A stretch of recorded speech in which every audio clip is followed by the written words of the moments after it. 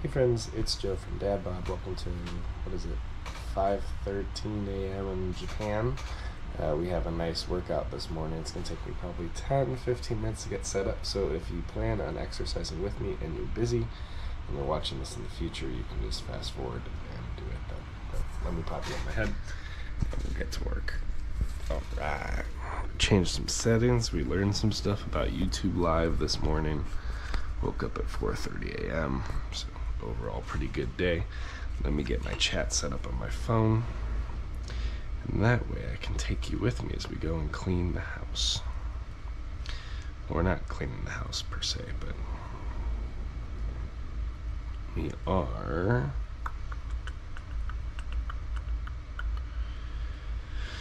we should be live twice. Excellent. Alright, let's grab this thing, get our other live going.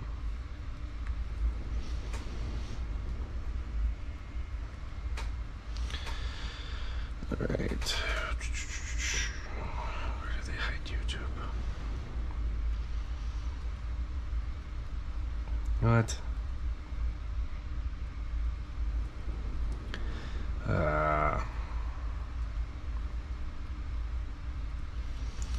I hate the GUI on Apple so much. I know some people like it, that's fine. I'm so used to my Pixel now.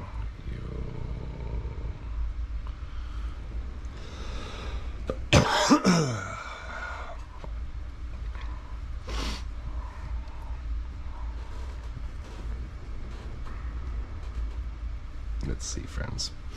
I will be getting up in 1 minute. I just gotta get chat. I'm live on shorts and verticals, which means that I have to kind of set both up on different devices to check what people say.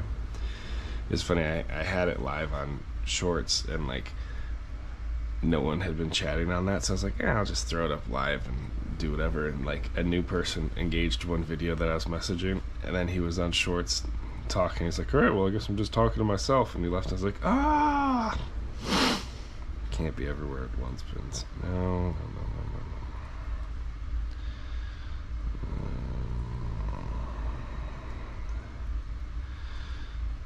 That'll work, I guess.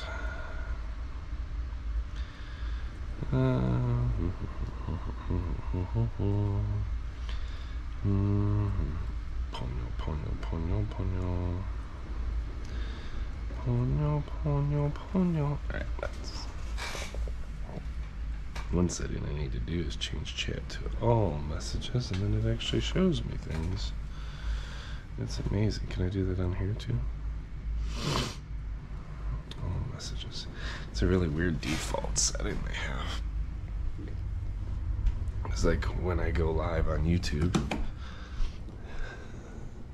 it doesn't show me everything people say. It shows me top messages, but like, how does it define what a top message is? It's really weird. Let me just check this. Hello.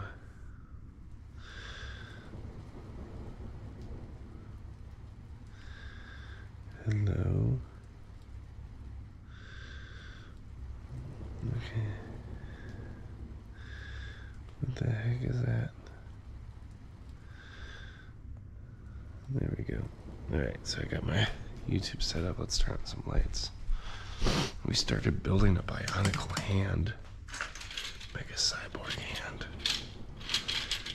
It's much more complex of a project than I originally planned on. Alright, let's get our mat. Actually, we can move this piece.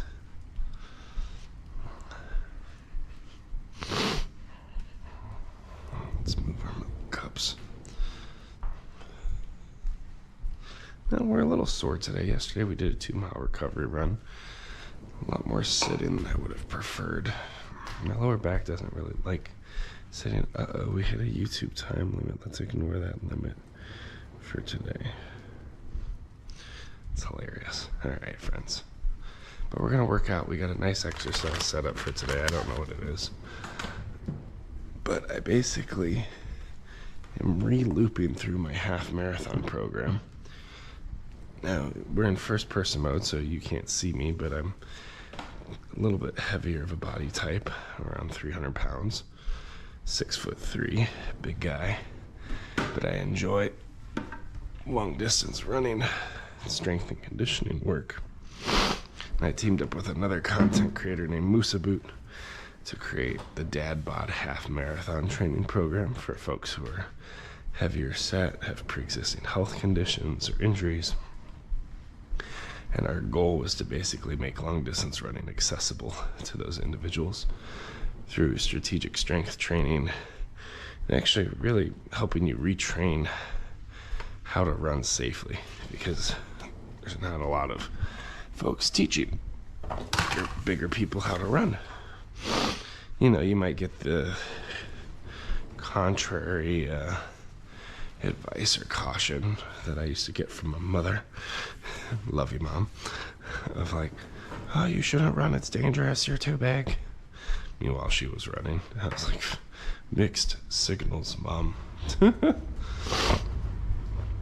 So you're telling me you can run but I can't because I'm your baby boy? It's kind of silly. So I've always enjoyed running. I've always learned, well, I need to be careful. I enjoy the process and the journey of running.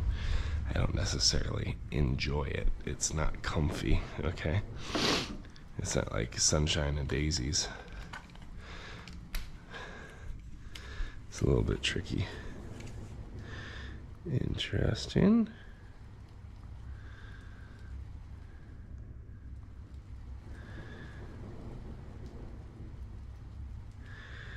I wonder if YouTube's just broken.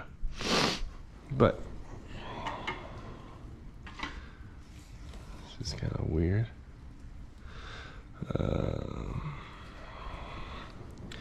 Guess I can check it on my phone because my phone's performing as expected.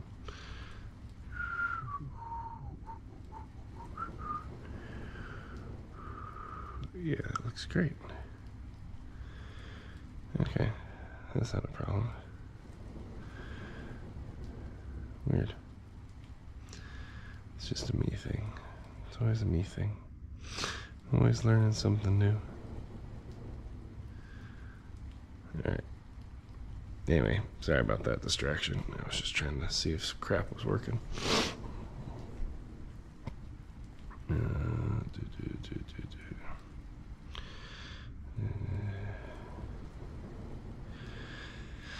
Oh, we need to go to hang out with our Twitch friends. Twitch is great. Twitch normally gets things started pretty quick, actually.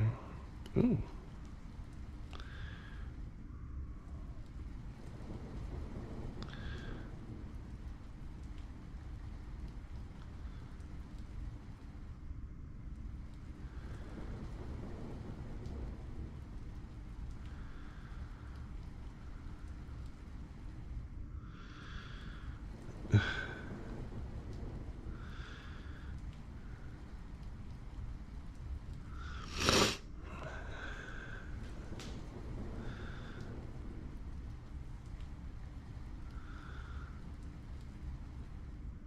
Okay, let's stream this.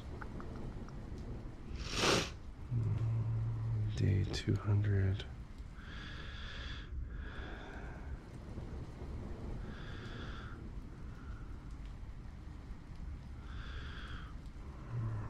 All right.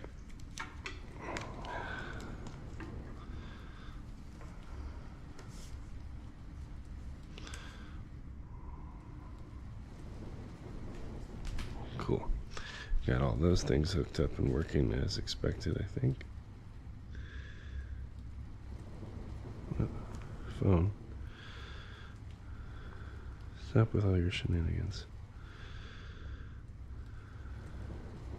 Why is everything broken? I just want to see chat. I just want to know if anybody says hello. Hello. There we go. All right. We're live on everything. Okay, let's go get our mat. Mat's the next step. It's over here.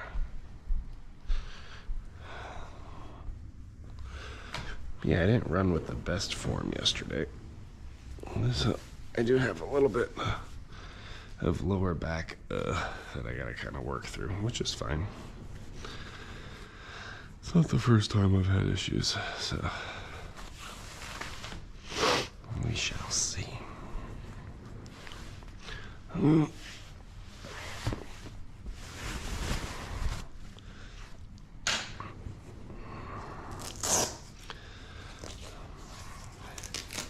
Meanwhile, you know how some people have like that floating backtrack in their head as they go through life, you know, their mixtape.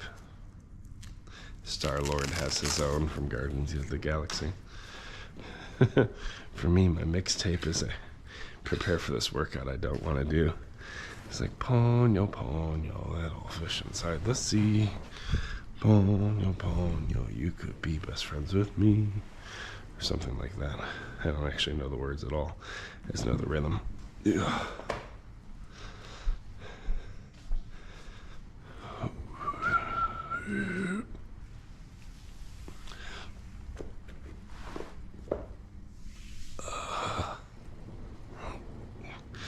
Gotta get my core back. It's grumpy today.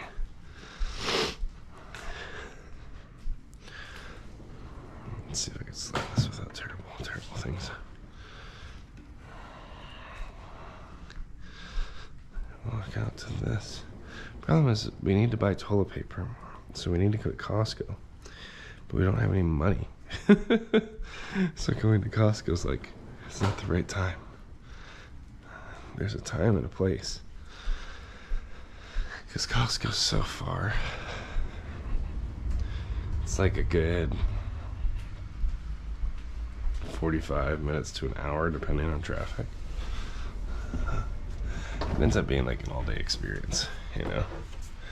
And I'm just not up to the task of an all-day experience right now, just to buy toilet paper.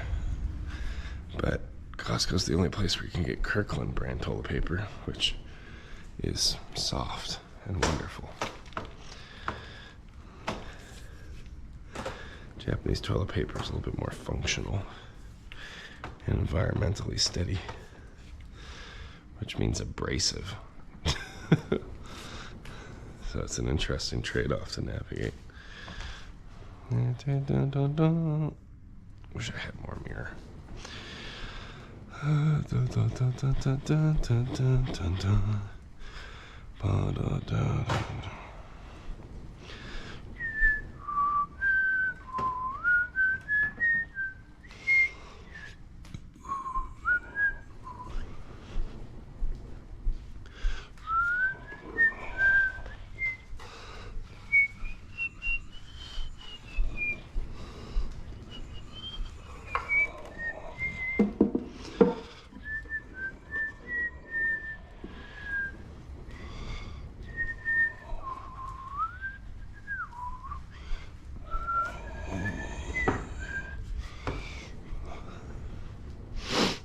My ski trip went really well. I don't want to say I've never skied before, but I haven't skied since like 8th grade or possibly high school.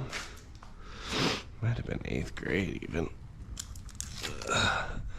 So I definitely have a much different body than I had in 8th grade.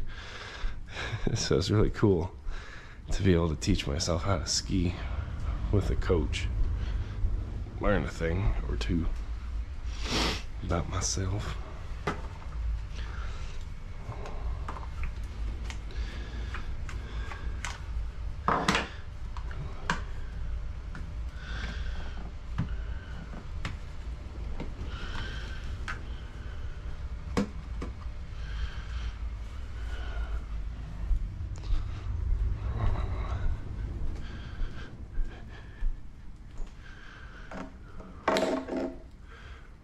Progress little by little. Oh, why did I take that off? Jeezy Pete's.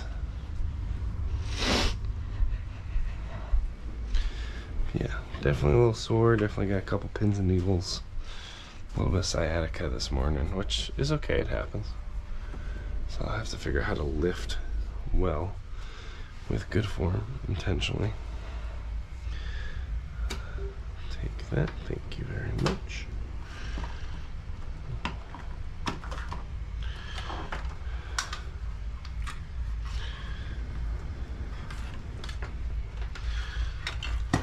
This desk organization really leaves something to be desired here. We're almost back to normalcy, but it's still kind of like a... I have a list of about 15 system upgrades I want to make for our live streaming setup. Just make things more efficient. I'm just not there yet. Financially, I'm like, I gotta wait until YouTube makes real money. When YouTube makes some real money, I can use the real money to buy the things to make everything better, so YouTube can make real money again. It's like reinvesting. I'm like, but if I have no money, I have nothing to reinvest in aFamilyFrenzy. Very interesting problem set. Does this fit on here? Oh, it does. That's just lovely, lovely, lovely. Pop this up here. Bling, bling, bling, bling.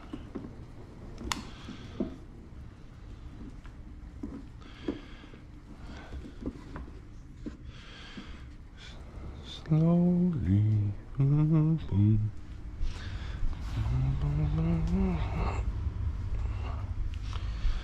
Alright, so now we need our long cable and our camera.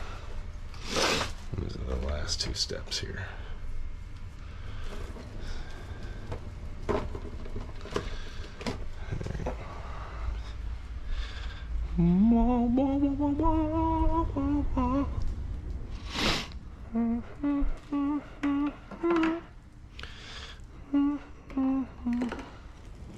So the goal, friends, is eventually to have all of this integrated in one super mega cart. And the super mega cart would roll out. I've designed it in my head about 15 different ways. But it'd have the mirror, multiple cameras, multiple monitors. But in order to build it, especially to build it well, I need some cash flow, because I want to buy like a nice curved monitor so I can see chat from all these different systems. So right now, all my lives are kind of piecemeal like this, which is okay. But it'll be part of the optimization of next year, is to eventually get this to a one-button setup. Because the less time you burn on setup, the more time you can make content or be doing other things. And based on how frequently I live stream and make content, that would be very helpful. That extra 15 minutes a day or whatever. Now, if you want to create an extra 15 minutes a day, get off of TikTok and YouTube, which is also on my list of things, is to figure out how do I make content and not get lost in other people's. As much as I learn from other people's content and things that they make, it's helpful to not spend a lot of time in those spaces. The doom scroll, the infinite feed, they all fight your stopping cues. Stopping cues are basically like when you go to, the best example in my opinion is like a movie theater, right? You go to a movie and the movie theater gives you a start and a stop. You sit down, intro advertisements roll, you eat your popcorn. There's a rising arc in the story, there's a conflict, there's a hero's journey. You know, and then eventually there's a setback, there's a reevaluation, and then there's a rediscovery that they can still prevail, even though the thing doesn't go according to plan. And then there's kind of a falling arc of resolution, you know, that sweet release that things work out, so to speak.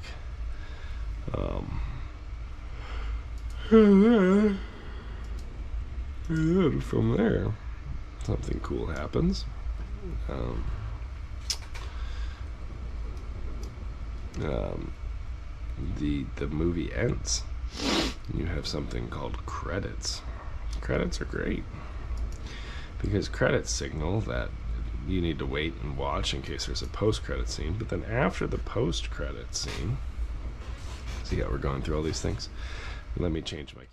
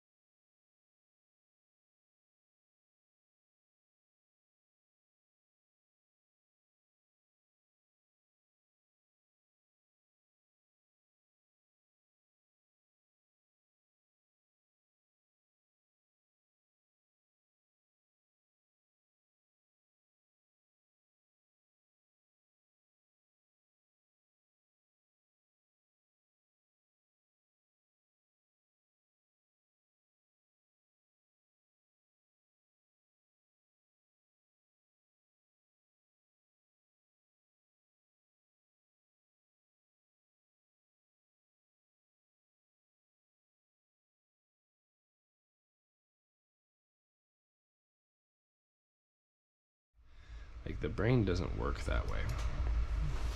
The brain says, but wait, there could be another one right over here. You know, you just saw this really good one, but did you consider that maybe there's another weightlifting accident just one swipe away? No, garbage. And you go like, oh, garbage swipe, garbage swipe, garbage swipe. Then you're like, but wait, the next one. And then you get a really good one, and you're like, but what if there's an even better one? And it's actually kind of similar to porn. Like, in porn, there's this idea of like a golden-haired woman. This is speaking from like a traditional cisgendered male perspective, so just run with it. I read it in a book once. But like, basically it's this idea of a golden-haired woman that like your brain is always seeking this perfect moment, climatic kind of thing. So you like race through the endless sea of content looking for the perfect way to complete, and it doesn't exist. Does that make sense? Like, there's always another. And that's how people can get caught in those addictions. And the same kind of addictions exist within social media. Like, the brain is, I would say the brain's operating in a similar manner where it's seeking the next golden-haired woman or the next NASCAR crash or whatever your feed looks like. Yeah, everyone's got a different feed. You know, it's optimized to retain you and keep you in the quest for you to find the next thing because they get ad revenue. Ew, we have split squats, gross. And RDL, gross. Goblet squat, gross. Single leg glute bridge, gross. Quadruple hip extension. I don't know what that is. Oh, step downs. All right, great. So it's legs day. That's. Alright, so we need a demotivation day because I didn't know it was legs day. I'm not particularly excited.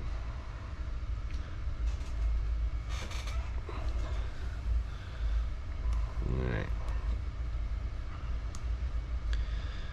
Come on, erase.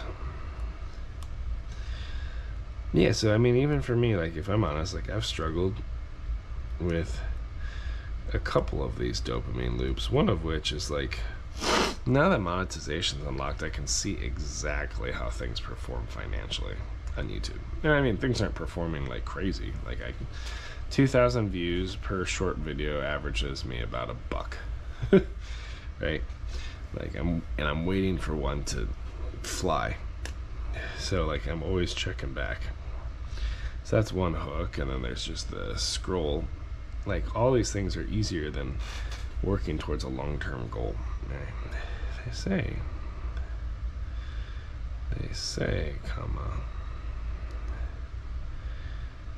never skip legs day. ...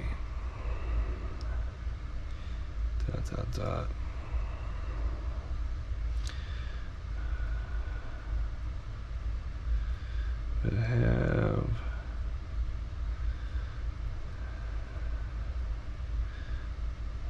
considered just delaying it.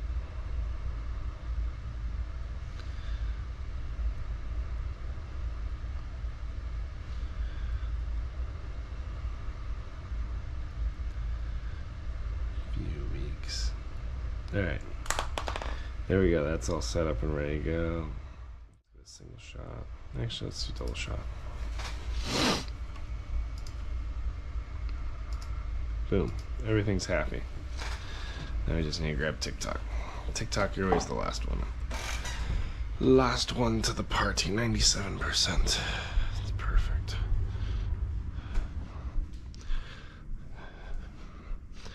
Starting out today's workout with a little bit of discomfort, so we'll see how all this works out. Hey, is anyone on Twitch? We got one. We got a live one, unless it's our Nightbot. It's probably our Nightbot. Our protector. Let me post my TikTok of the day.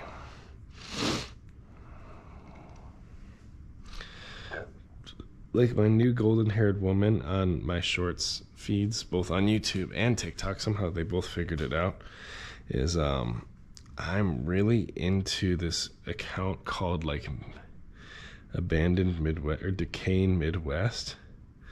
Like all they do is explore like broken down like hidden buildings and basements and tunnels, and it's like borderline legal. It's great.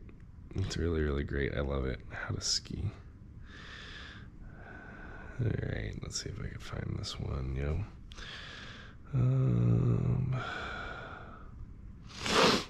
Copy.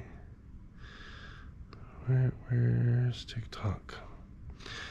But like there's always another thing they've explored, so I always need to see like what's the next abandoned tunnel they're running through, you know, because it's just so sketch. It's great. I think it's this one. I did 2 skiing videos, I think. From DadBod. I just wanted to give you an update on a cool fitness milestone. Yeah, that's me. Way to go, DadBod. That's me. Ooh, Dead Strawberry liked my video. That's too kind of them. Alright, so while that's uploading, mini bio break. It took me 20 minutes to set up, which means it's 20 minutes to tear down. I can get almost 40 minutes back 3 times a week. That's almost 3 hours if I make a cart.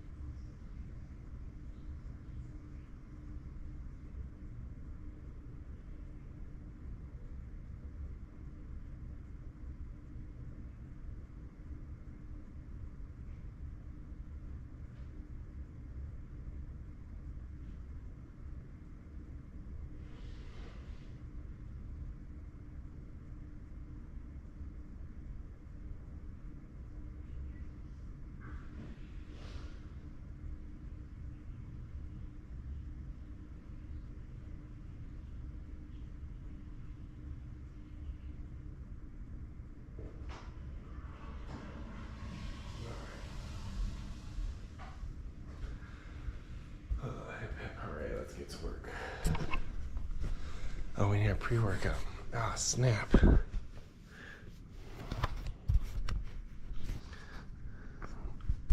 Now today our pre-workout will be shaken, not stirred, James Bond style, because my kitchen's dirty. I don't have any workouts.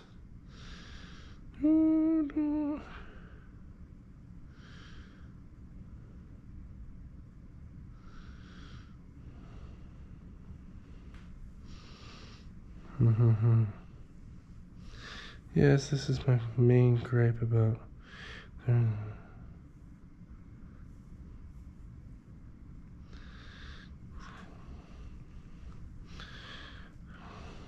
Art is a lie.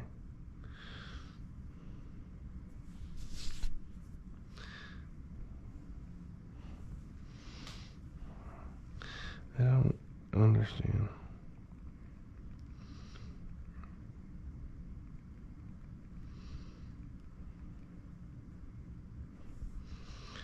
Fluid as hydraulics normally run off a pressurized closed loop. I made a video about modern art. Imagine a screw would go loose.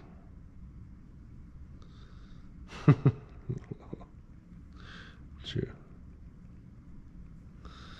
Always the screws.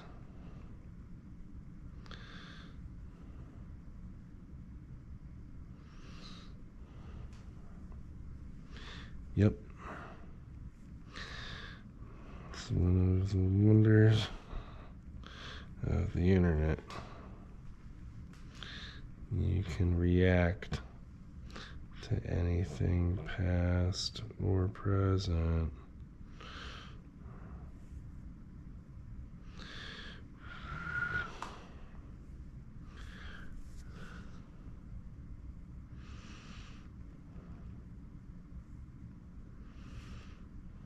Alright, perfect. Now we're ready to set up our live. I have a message request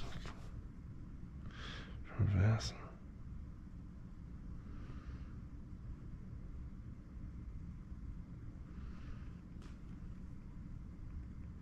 Talking to a stranger. Don't talk to strangers, kids. Alright. Now we need to go live. Set that up. Take your DadBod resolutions. Perfect. Perfect. Okay. Hair's a little wild today. Whatever. Oh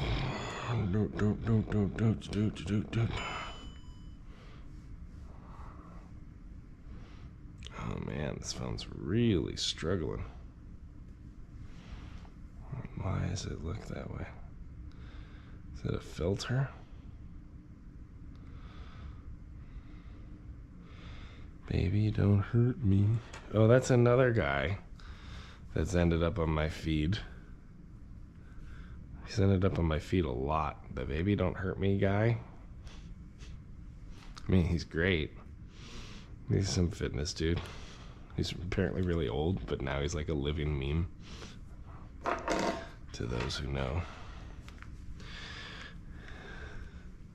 It's funny, like all I get is like fitness, bodybuilding content, and like people exploring abandoned buildings. Those are my two feeds now. It's fantastic. Let me give you a better mic, friends. Oh my gosh, it's Logan and Karen and Jay Skull. Let's go. Donald Mayberry did a fantastic. All the people I was looking for today. Very, very exciting. Happy you're here. This decided it was just gonna start dropping on its own without my permission. Kind of scurry.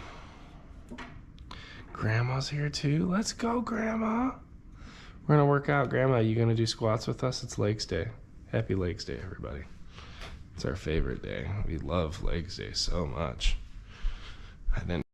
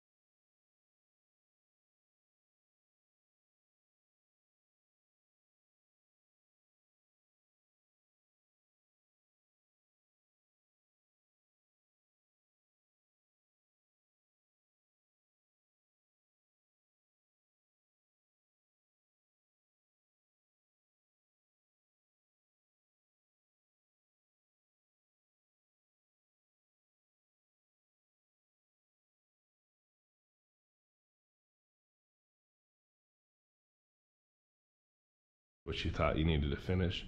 You start hitting roadblocks with different people. Everything's going to stall out. You're finding new problems that are going to be next week's issues. Like Thursday, you're starting to get the honey glow of the weekend. So people slow down. Maybe you go out to lunch with somebody. Friday, nobody does anything on Friday. Right? So it's like, basically, once you learn to accept that only work happens on Tuesday, and it's a wonderful, productive day, everything else fits into place. It's the best day of the week. The rest of it's just like something you got to get through, you know? And the weekend is just masking the joy that comes in the week of hard work. Oh, it's still nasty. All right. Let's go make our mid-workout drink now. We have our pre-workout. We could barely access the sink. This is a sign of vacation. When every day you look at dishes and you're like, nope, I'm on vacation.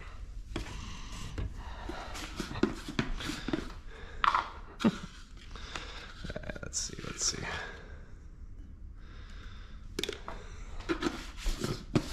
Yes, happy Tuesday. It's just another Tuesday.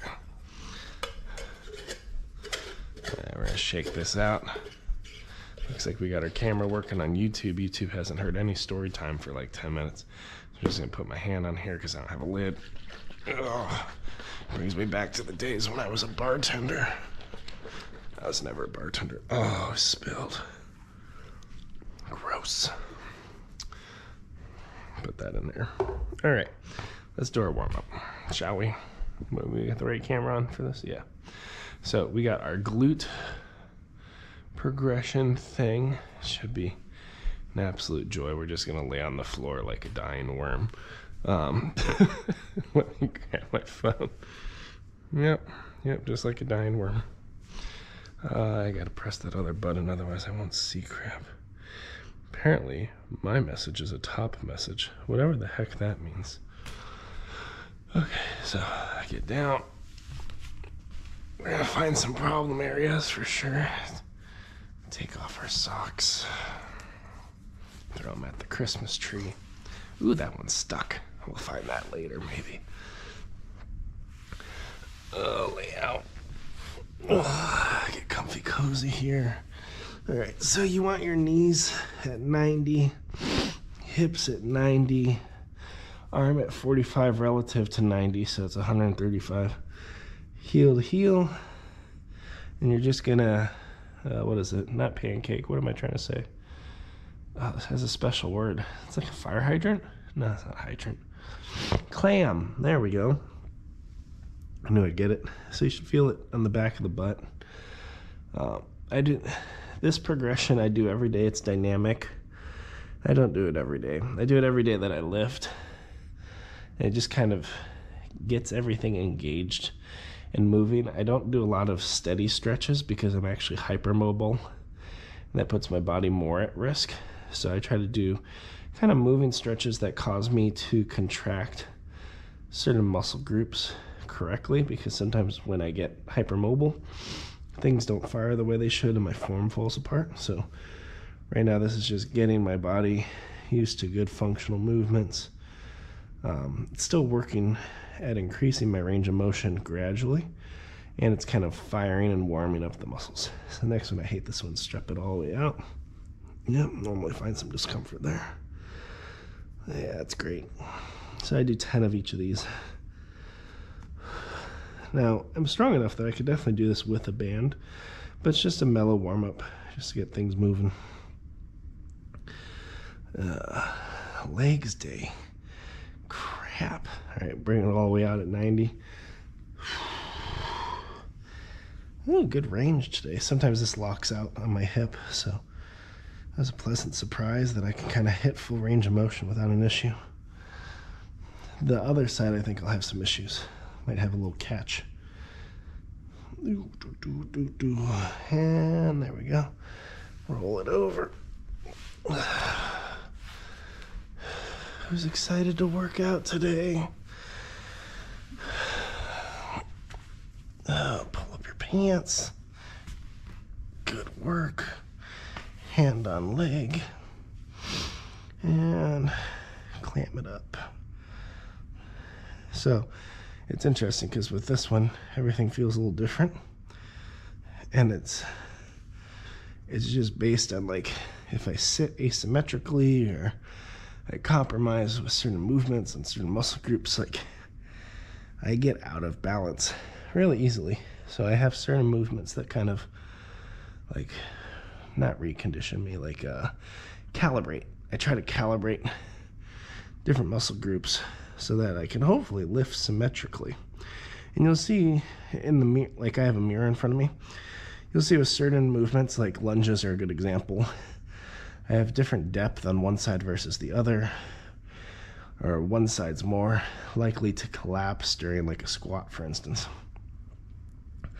And just because I have different strengths, weaknesses, and I have spinal injuries and hip injuries and knee injuries that I have to kind of work around, and all of those impact form. It's no excuse for having bad form, but it basically means I have to have a better awareness of form during movement so that I don't move into any unsafe zones. I still have to work alongside and sometimes through some discomfort, but I try not to work through pain. Pain's normally an indication that something's wrong. All right, bring it forward. Ooh, that's the burn. Yep, so this one doesn't get as high. So it stops there. The other one was getting to about there. So it's just something to be mindful of. I'm trying to work it open, but I'm also feeling it catch a little bit, so you don't want to mess it up. As you get older, if you exercise consistently, like, your body's more injury preventative, which is great, but you also like grow an awareness to how everything works. Like, you could always learn more about different muscles, different exercises that work for your body, things that don't work for your body. Something that works for one person doesn't necessarily work for you. It's all things you can learn over time. All right. Now we got inchy worms. Ooh. Got a little discomfort we're working through there. That's great. Ugh. Humbug. All right. So we want to do 3 kind of deadlifts. So you want the butt to go back. Back, back, back, back, back. Back, back, back. Squeeze at the top. We're going to do this with weights later, hopefully with good form. Back, back, back, back, back. Squeeze at the top. Finding all kinds of issues in this. Back, back, back. Squeeze at the top. For me personally, with a lot of my injuries and things, deadlifts have been amazing to learn how to do over time. Let's crawl it out, because they've just helped me find a lot of my weaknesses, build up strength in the right areas. I'll probably feel this. It's funny, my left butt, that side always over twists compared to the right. It's just a mobility thing. I probably have one leg that's longer than the other too. All right.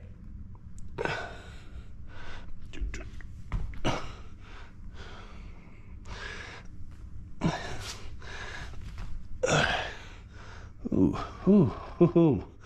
Got a little bit there. Got a couple shifts and pops. That was good. Maybe it wasn't good. Let's see. Let's back it up and see. All right, this one, I like to keep my back rounded. Roll up slowly. Pull down shirt. Got deadlifts again. That's one. Nice. Now you may notice This shoulder's lower. It's a known issue. Working on posture.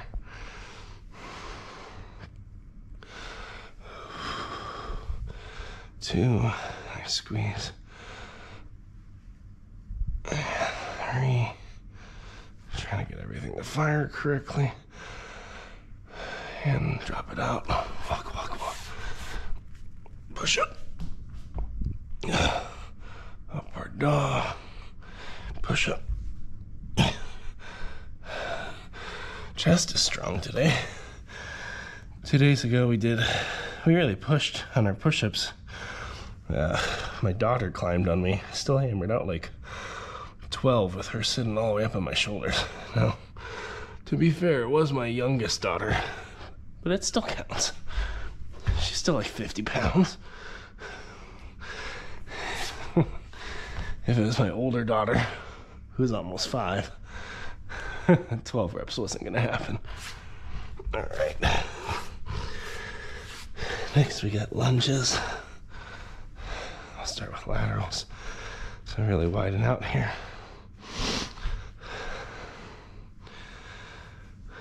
What the heck? Oh, okay. Everything working? Yeah, everything's good. Yo, TikTok. Brett Melissa Russell. What is a pretentious engineer? That's a wonderful question. The pretentious engineer is like a little bit of a comedic trope. So, I mean, there is a part of me that's pretentious, like I am. You know how we have like the inner thoughts or the toxic aspects of our character. Like, there's a part of me that is a little arrogant once in a while in my humor. But actually, when it comes to engineering, the best engineers, I think, are pretty humble. They're quick to say, I don't know. They collaborate very well with people. And they're okay not being the smartest person in the room, but working alongside the smartest people in the room to figure out how to solve problems. The pretentious engineer is kind of trolling some of the engineers I've crossed paths with in medical innovation that have all the answers, even if they're wrong, right? Pretentious just means to think more highly of yourself than you actually are, to think you know more than you really do. You know, so a lot of my content is kind of sarcastic, of like acting or like overanalyzing situations of like, hey, that boat's on fire, and that's, I know you didn't know this, but like boats typically aren't supposed to be on fire. Like just really Captain Obvious kind of stuff. And the internet loves that. It's very divisive, and some people don't get deadpan humor as well. But in real life, I've been an engineer for about a decade. I work for Johnson & Johnson on surgical robotics technology. And when people come into the live and they're navigating different college or career questions and things, I actually try to be humble and helpful. So again, it's a comedic trope. It's not actually who I am. Although I have made 1,600 videos, so maybe it's a part of who I am now. It's the dark side. Let's see what we got here. So you're just an engineer. What type of engineer are you then? Well, I'm many types. I'm a plethora of engineer. I studied mechanical engineering at the University of Illinois. I've worked as a design engineer in surgical robotics on different instruments for like cancer procedures. And then when we moved into the robotics space in 2015, or no, it was 2016, I ended up working as a robotics controls engineer. So basically we would have these robotic instruments. They'd have to fit onto this large surgical robot, and you'd have to move different mechanisms with motors in order to enable different like end effector movements to grasp and manipulate tissue or cut through different, you know, pieces of lung and organs. So I developed all of our initial software algorithms to control early instrumentation to enable the best like user experience possible. So as a robotics controls engineer, which is more in the mechatronics space, so it's a combination of electrical engineering, computer science, and mechanical engineering. So I just kind of figured that out over time. And then I moved. There's people that actually get a degree in it, and they get like PhDs in mechatronics, which I was not one of them, but I was working alongside them at Google, which was pretty cool. And then, what else?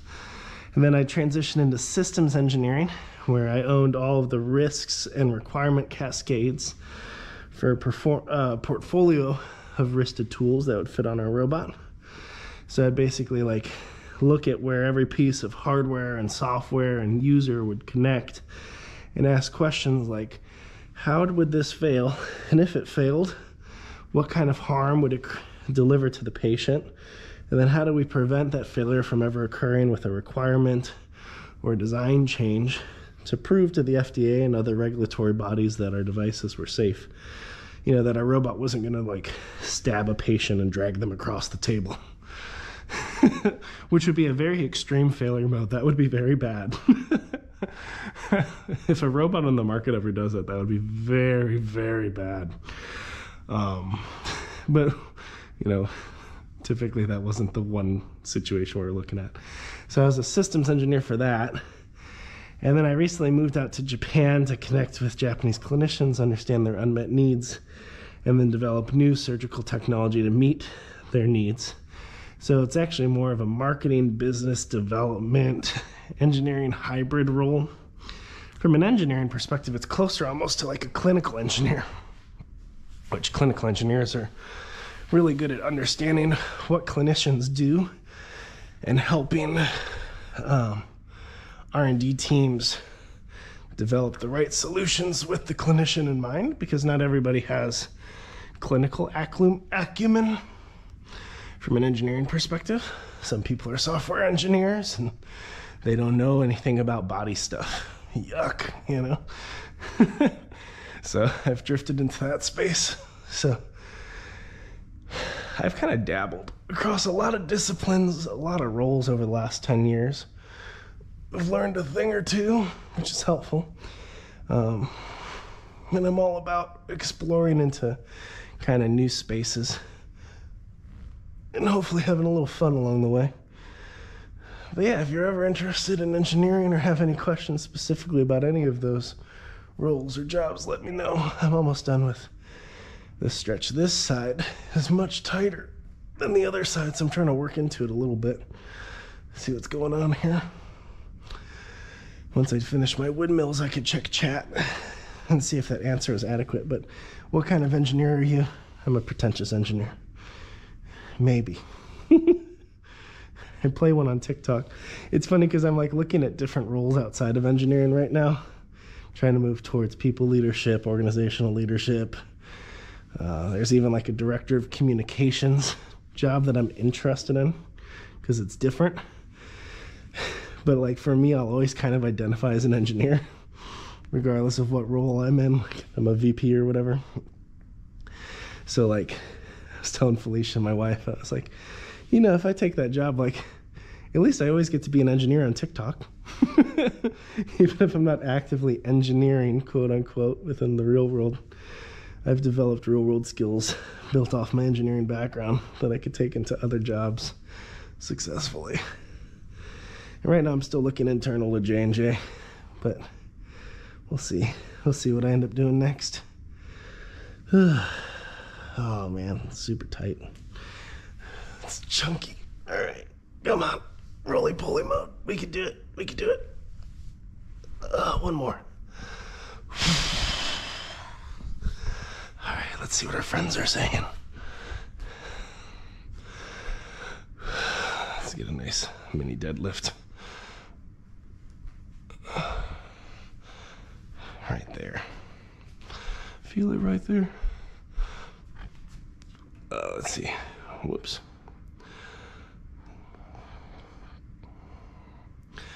Why do you seem prior service? Oh, military-wise? Well, that's a good question, Brett Melissa Russell. I'm not. first of all, so I've never been in the military. I almost got hired by NavAir, which is a military company. Oh my gosh, Freddie G's here. Oh, I missed it. How's it going, Freddie? Welcome, friend. How have your last 5 nights been? Any casualties? Doing all right? I think that's funny. Maybe that's not funny. It's a joke because there's a game called Five Nights at Freddy's. It's funnier if you explain the joke. Not for your last 5 nights, but what a tool. All right. Let me turn my camera really quick so you can see the wall. That's the wrong way, isn't it? No, that's the right way. Let's pop it up a little bit too. Boo-da-boop-doo-doo. Whoops, that's the wrong way. Come on, camera. We're live on TikTok, Twitch, and YouTube, and we're live on YouTube on both shorts and wides, I guess. YouTube regular. So if I feel a little distracted, it's because I am. Let's move this table. We're so strong. Oh, you see that good form? See how the butt went back? See, this is bad form. Well, actually, if you develop the right muscles and lift with good form, eventually you can do things with bad form and not end up injured. All right, let's scooch this out.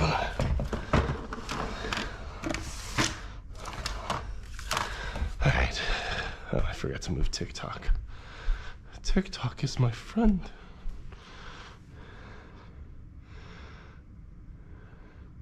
Do-do-do-do-do-do. Do-do-do-do-do-do. I don't know why we're doing the loading music from Mario, but we are. So, we have wall tickles. We do these all the time. You want to get your back on a wall.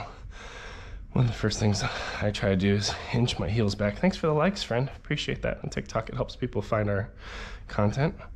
I'm going to try to take my hips and rotate them, which is basically like rotating the tailbone, tucking the tailbone, so I'm better supported. When you tuck it, which takes a little bit of glute squeeze, you'll feel more of your lower back push against the wall. So I'm going to tuck the tailbone to try to get posture, even though I'm having a little bit of posture issues. I'm going to also try to get my shoulders level, which I know they're not. And then you want to kind of put your hands at your sides, and then you almost want to like do a curl is the best way to think about it form-wise. So the curl, you don't want to curl and flare your arms out. You want to keep everything tight and plain. So you're going to do a curl, touch your shoulders, and keep your elbows traveling in the same direction, but tickle up the wall there. And you'll want to go out, and that doesn't do anything. You have to keep it all in plane. So we'll do 10 wall tickles. I'll bring it up. Tee-hee-hee.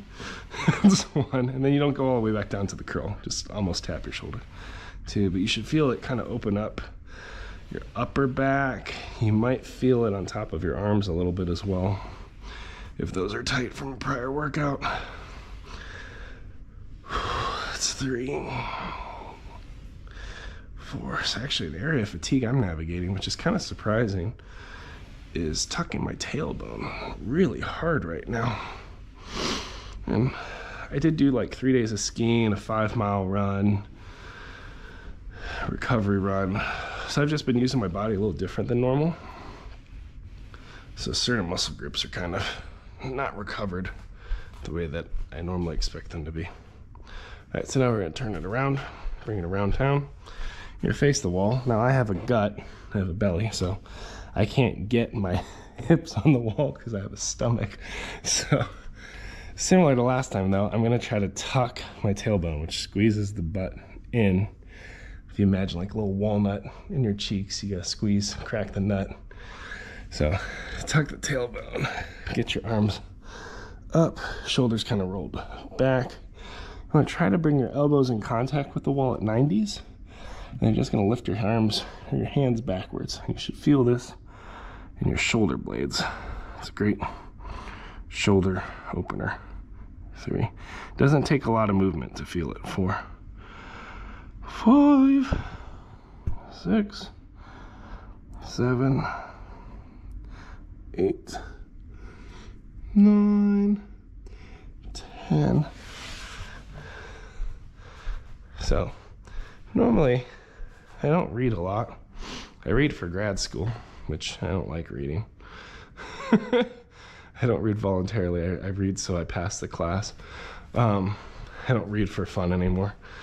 But I picked up a book called Rebuilding Milo, which is by one of my favorite content creators called Squat University. The dude's a physical therapist, but honestly, like one of the best I've seen online. And he really works a lot on good functional form.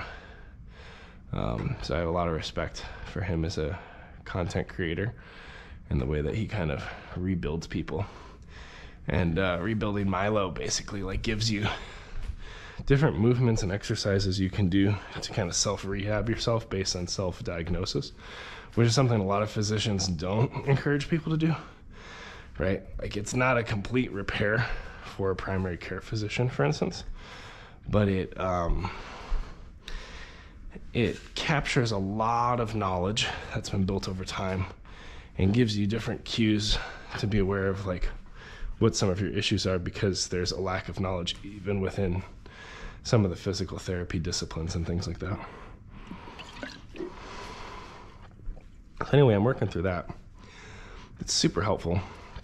I have 4 weeks left of this program that I'm running, but I think at the end of the 4 weeks, I might do a series of kind of self-diagnosing some of my issues through the program. So basically like pulling up the book, doing the exercises the book says, and kind of figuring out what's going on with my body and doing some targeted rehabilitation. So that's been cool, but I've been learning a lot about the spine, all my problems. All right, so, oh, we have wrist breakers. I forgot about wrist breakers. I'll turn sideways for these. So, you don't want to be overarched. This is where I have some discomfort today. You also don't want to be like a cat. You want to be kind of neutral, core turned on. That's the hard part. My belly just wants to sag right now for some reason. Turn on your core. And then what you want to do, walk your heels closer to your knees. Roll over your hands one way. Roll back. Go to center. Start from the other side. Roll back. You should feel this on top of your hands and in part of your front forearms. Whatever part of your arm's facing forward, you should feel it there. Now you want to stay in neutral. Walk your hands to neutral. Flip your wrists. For some of you, this will be enough. For me, because I'm hypermobile, I actually step my hands out more. Then you want to really sit back and pull on it, and you'll feel this on the back of your forearms. Go the other way. And one arm might have more flexibility than the other. That's normal and okay. This one is less flexible, so if I move it closer, then I get an even stretch on each of them, even though one's more mobile, if that makes sense. Now you want to bring your hands back to neutral, flip your wrists, and then you're going to do push-up. This you'll feel on the back of your hand again in a different way. Flip your wrists again, and now you're going to do your classic cat.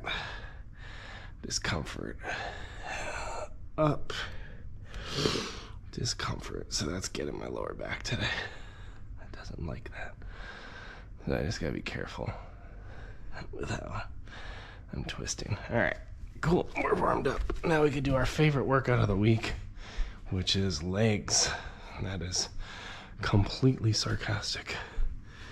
It is not a favorite workout. Oh, I'm sure that sheet's gone now. Let me check this. Crap.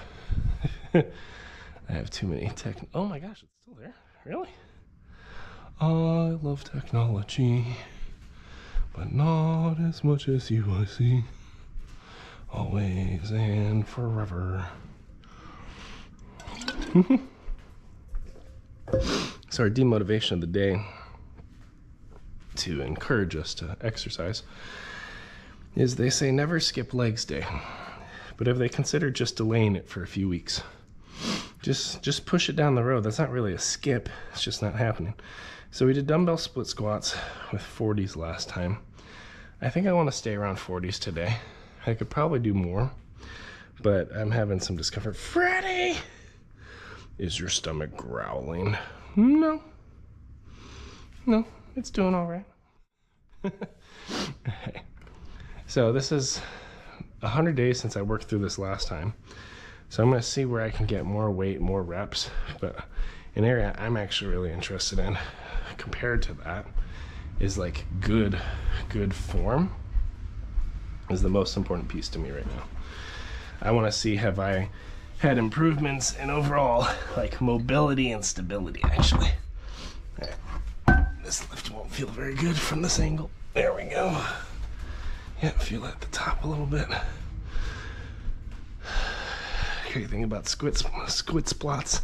Split squats. There we go, found it. Is you have two sides, so it takes forever. Let me get, forgot my green screen bucket. Green screen. There we go. This at least makes things fun. A little bit fun. Yeah, I'll put it over here for when I look over at chat. Freddie G, I hope you're doing well, bud. Want to come work out with me?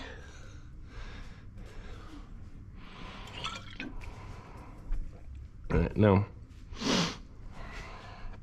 You could do a split squat on a bench. I haven't done that in a while. That's next week. So it's basically you just get in a lunge and then you squat. Now, even as I loaded this way, my hip was like, ow. I have different mobility on each side, so let's see how it goes. I haven't done this with weights in a while.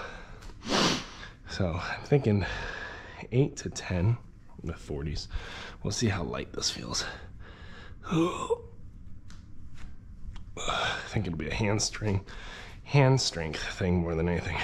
So turn on my core, step out, core engaged, drop 1, 2, 3, 4, 5, 6, 7, 8 is enough. Step it the other way. Here's my problem area.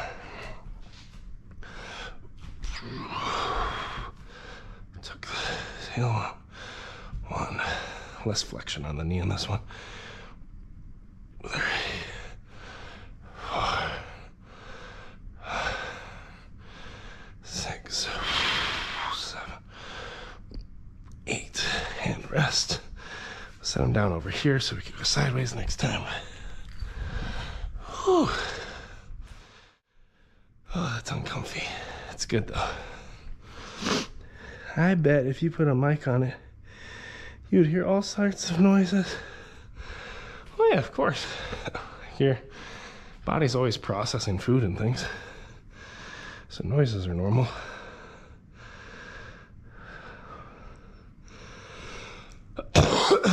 That said, I don't get hungry until about 8 a.m. normally. Just because like I have a rhythm and routine. Wake up at 4:30. Normally get my workout set up. Take a pre-workout, which has some sugar in it. Back to double shot. Take my pre-workout. Do the whole exercise thing. Running on reserves from the day before, so to speak. Then I cook my kids breakfast because they normally start cutting in around 7:30. Then I get myself fed around 8.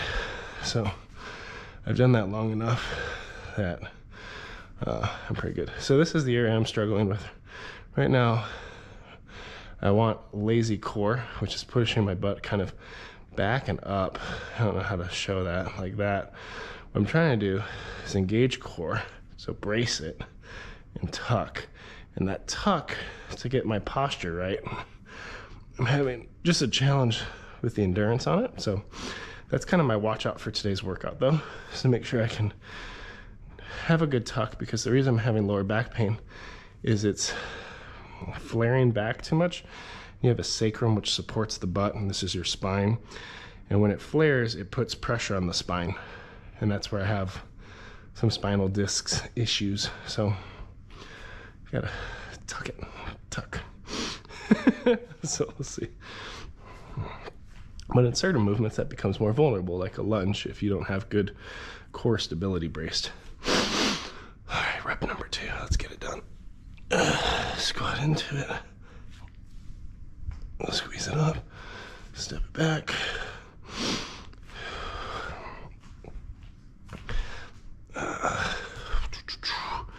It's weird doing it without a mirror in front of me. 1, but this is actually really good from a side view. 2, 3, 4, 5, 6, 8. Walk it in. Core. 1, 2.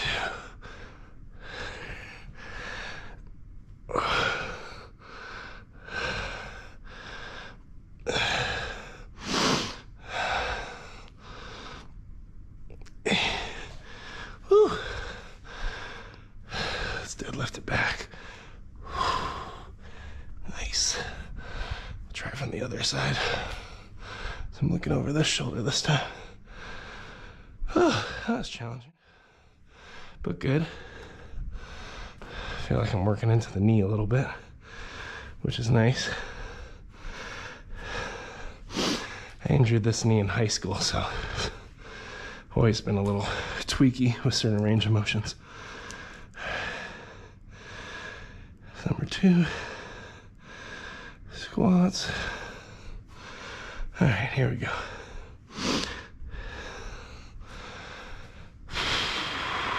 Not fun. Let's get it done so we can move on.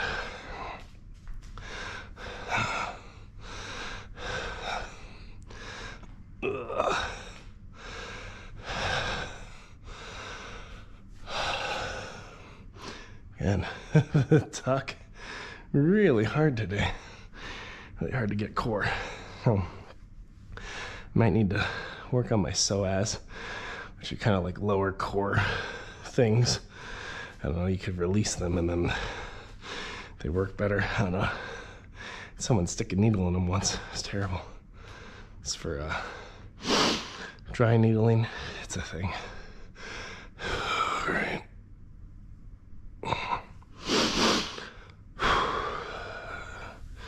Squat. Let's grab this. Get into a squat. Pull it up. Step it back.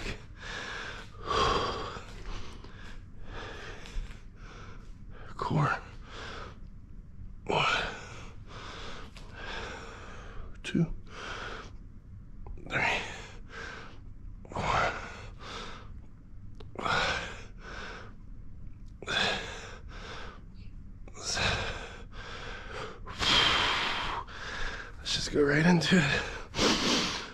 I'm fatigued.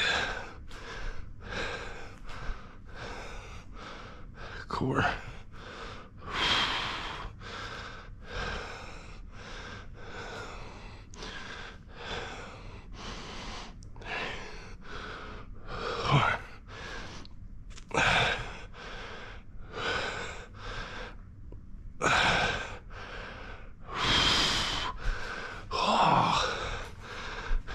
Deadlift. There we go.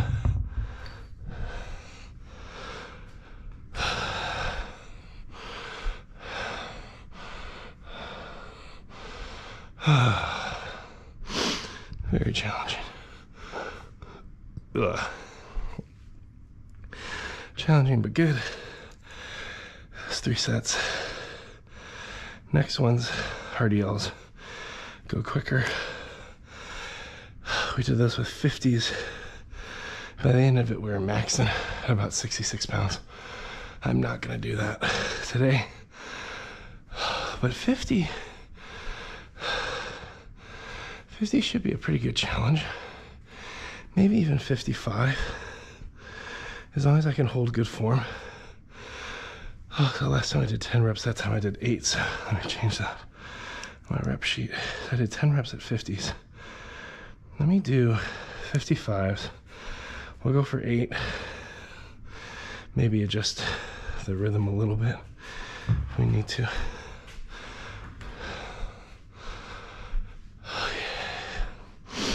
Definitely sore. But even after doing that, I feel like the ability to get my posture right is much better now. All right.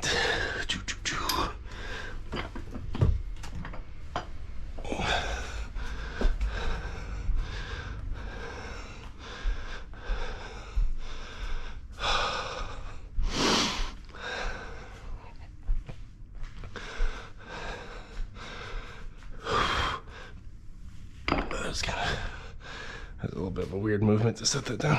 Let's grab our other weights. I'm not lightheaded, but I'm not feeling faint either. I'm just maybe a little woozy. Maybe I need to get my breathing a little bit. Maybe I need to go to the bathroom.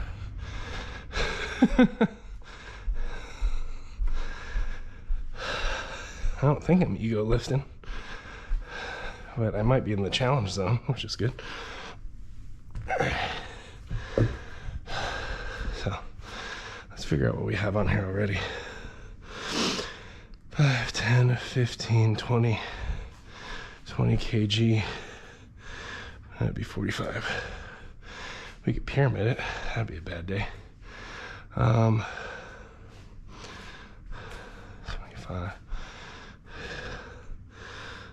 Let's see.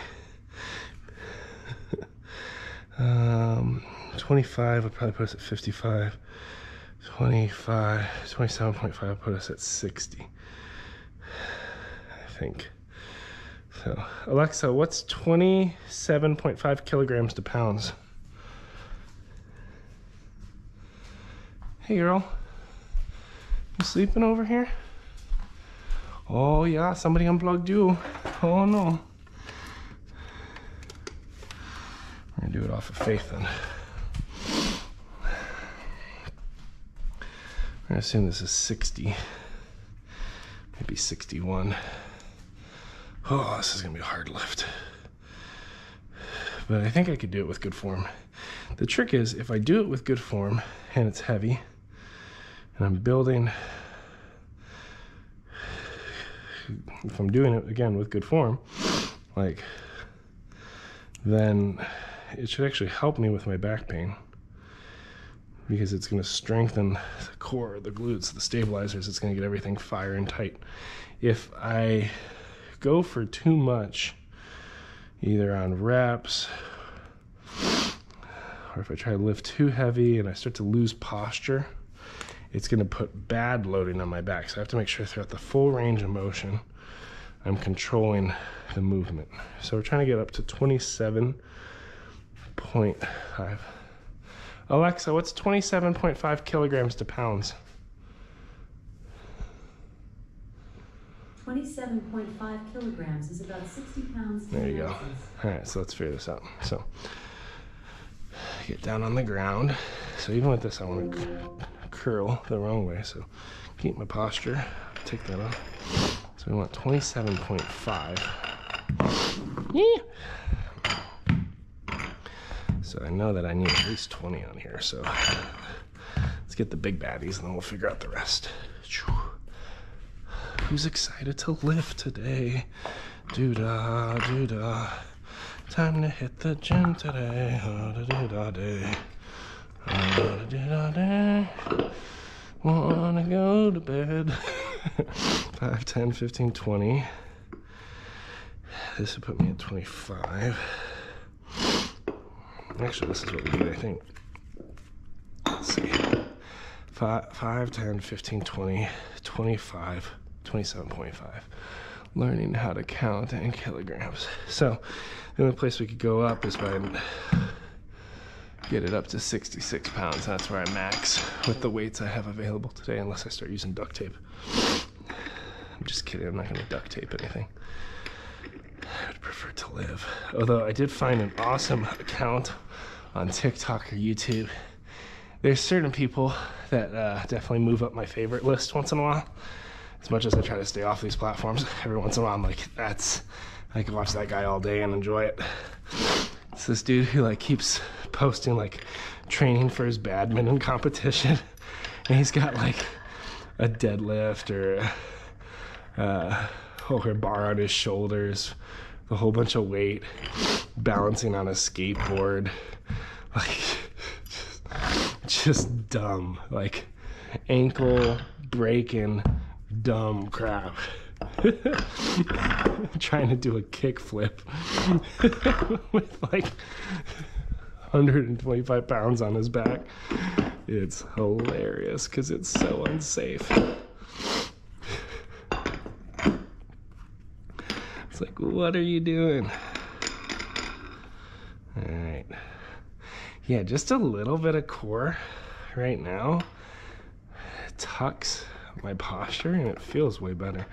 I gotta figure out how to train that to work when I sit for prolonged periods of time, because when I rest into a chair, I actually hurt myself. All right, so we're gonna deadlift that. Are we gonna deadlift that? Maybe we should go home. Shoot, we're already home. It's not like we could just leave the gym. It's right there looking at us, making us feel shame for what could have been had we just tried a little harder.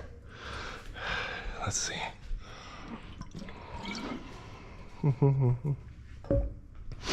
So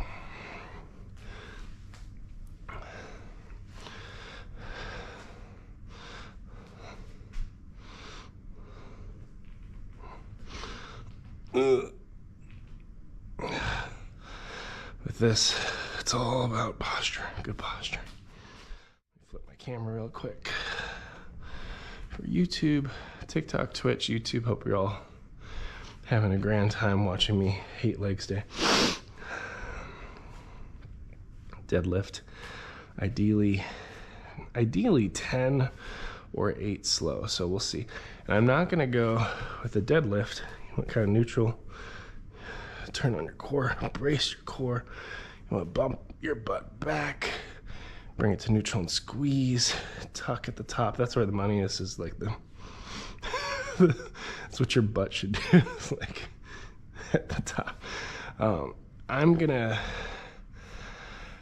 not gonna deadlift all the way down because I'm having issues. I mean, all the way down is like this far, because I'm having some mobility. So we'll see.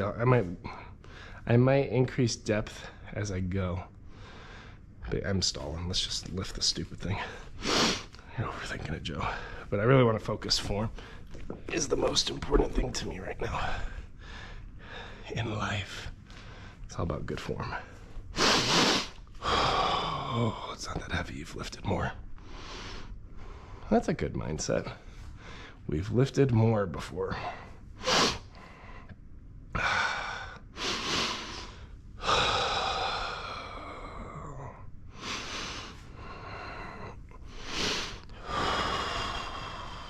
Strong hands. Squat it. Good squat. That was nice. Drop it back. Wiggle the legs. Brace the core.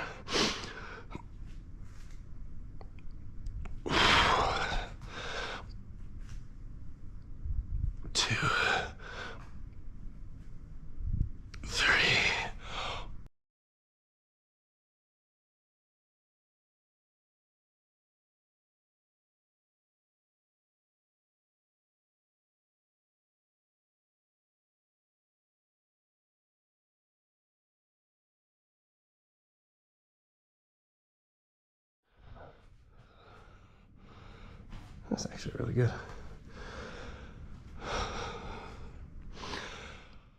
Oh, A couple reps were borderline, but we kept our brace. I'm actually watching. What the heck, camera? Ooh, pushing off my butt's a little wonky there. Yeah, it's challenging, but good. So that was 8 reps. So what's nice is over the last 100 days, we've improved there. We've gone up in weight. And again, like, I know I've done more, but kind of one of the main goals of at least today's workout, I want to be patient with results and disciplined with it. Play the long game, not get injured. Kind of the main goal today, out of all the goals.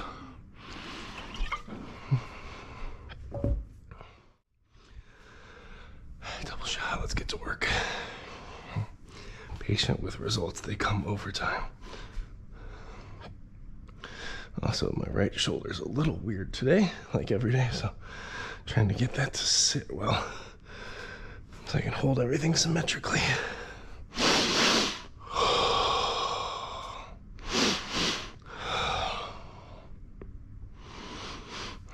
There we go. And 3, and 2, and 1.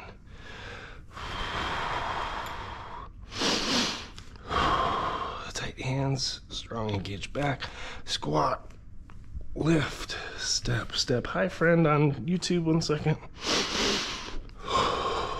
Core braced.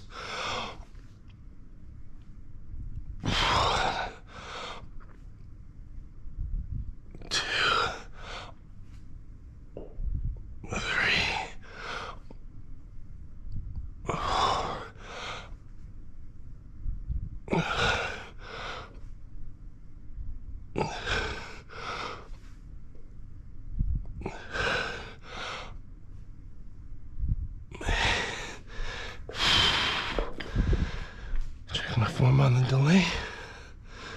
Pretty good. A little bit of rounding. So it could be a mobility thing. Could also just be fat on my back. All right. Yo, it's Meep.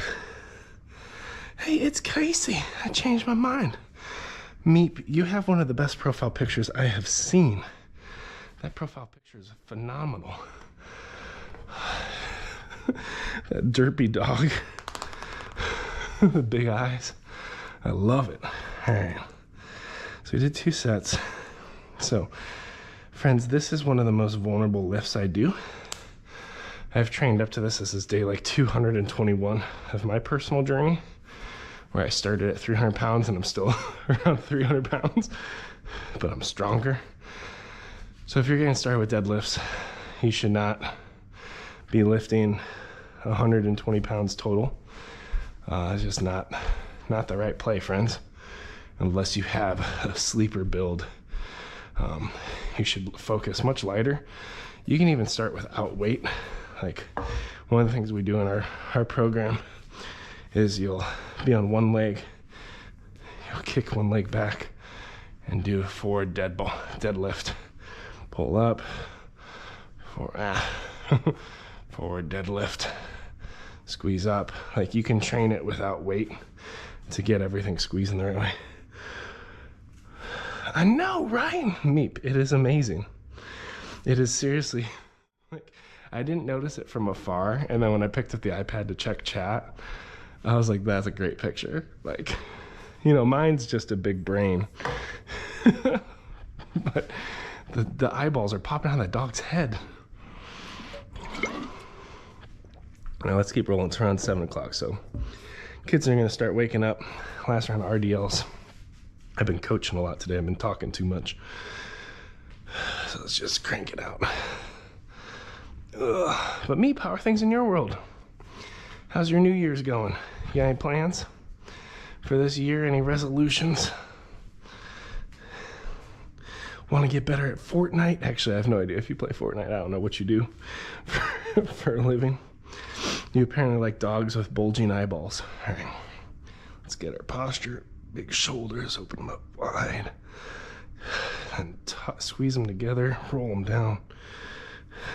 Good posture there. Squeeze the butt, get the core. Breathe. Bend over, grab your weights. Strong hands, strong back. Squat. Lift. Back, back. These are all my cues. And here we go. Sink it. Keep everything tight. 2, 3.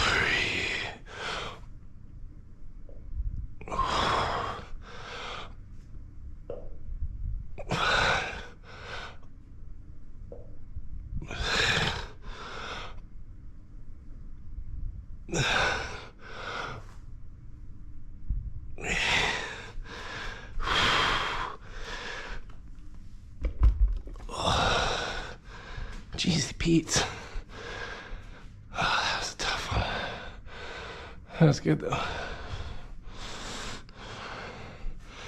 Very, very challenging. Very, very good. All right. Excellent, excellent. That's 3 reps. So what I'm going to note here, I'm just going to write reduced depth dash good form, and say mild discomfort. And it's just for me to know where my back was last week once I get there next week. We have a goblet split. Oh, crap. What the heck? We just did these. Ridiculous. Alright, fine.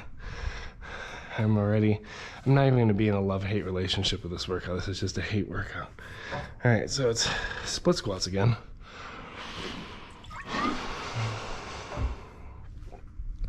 But instead of weights at the side during the lunge, it's one here. Just changes how your body's loaded. If I wanted to be savage, I would hold it out to the side. Then I'd put a whole bunch of twist into it. So I'll stick with a 40. Oh, crap, really? Really?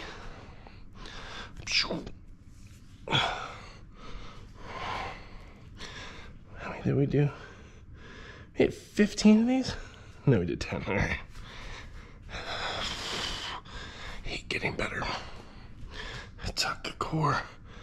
1, 2, 3, 4, 5, 6, 7, 8. Switch it.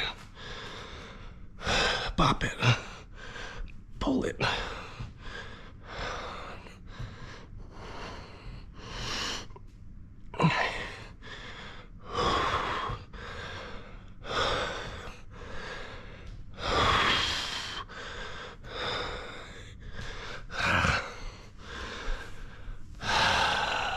Gross.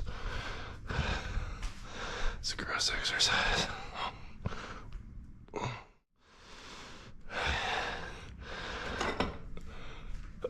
I'm not very happy about this one.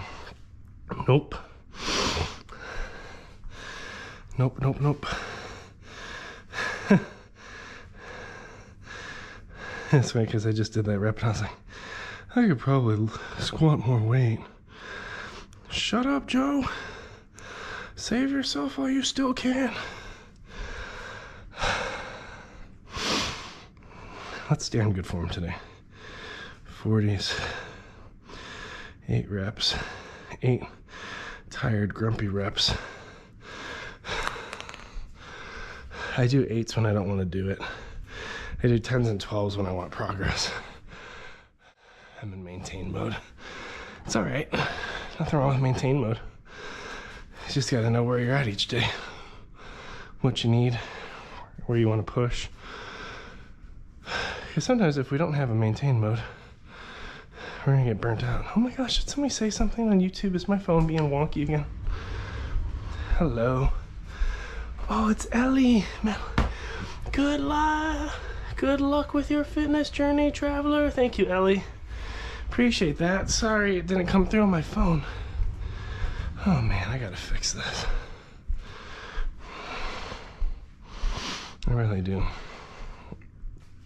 Oh, it just came through on my phone. Oh great, I didn't miss you, traveler. Well, Ellie, I hope you're doing well. Thanks for the encouragement. We're on day 221. Fitness doesn't come easy to me. I'm a heavier set guy. So every day I gotta work through my own demotivation to show up and do hard things. And I've learned that if I go live and invite people into the journey, it's a mutual encouragement to them and to me. So that's kind of the intent of DadBod, is to help people with a father figure see that they could still show up and take care of themselves, even when they're a little older and the aesthetics aren't working for them. All right, here we go. Let's brace our core. And 1, hate this. 2. You'll see the knee movement is different between these 2 reps. 4, 5, 6, 7, 8. On this leg, my right side, I have sciatica, or numbness, down the whole outside of my thigh.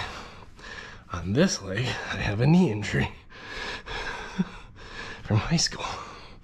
So, movements, the range of motion on each side is different.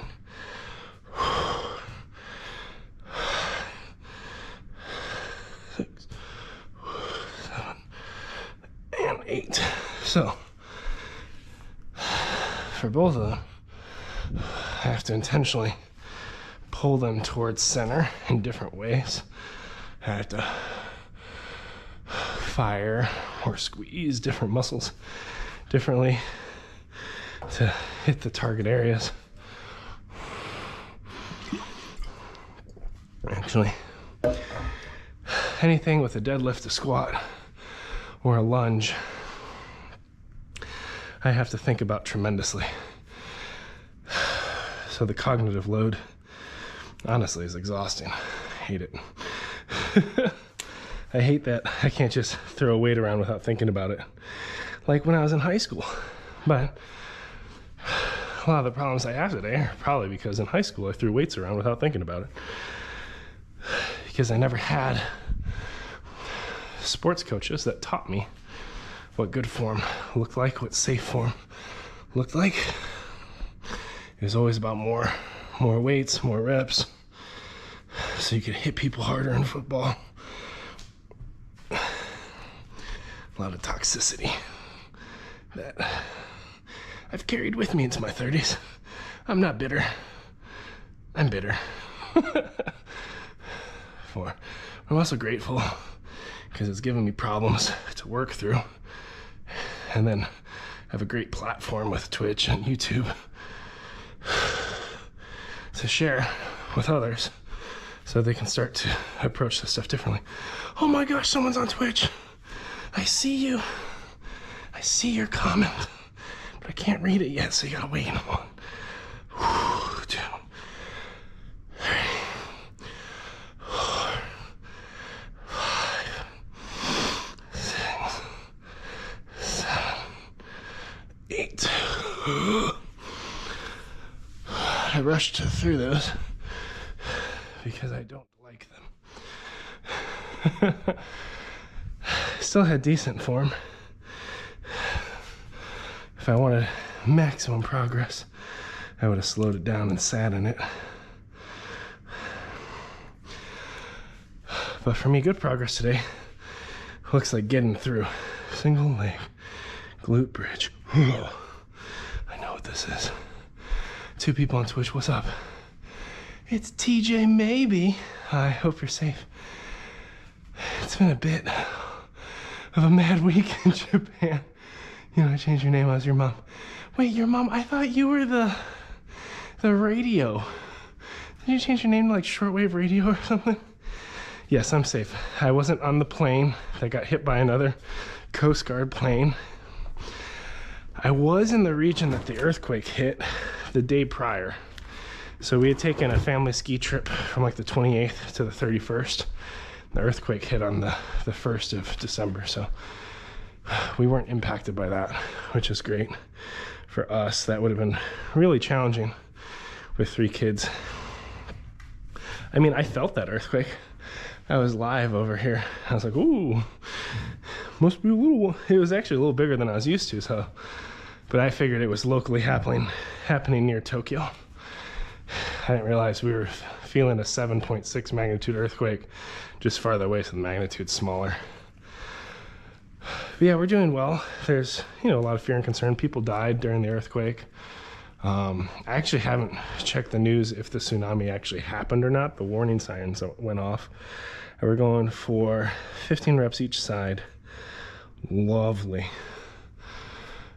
But yeah, definitely a crazy week. But to all our friends on TikTok, Twitch, YouTube, because we're trying to stream multiple places with multiple chats, nice to meet you. For a quick intro, my name's Joe.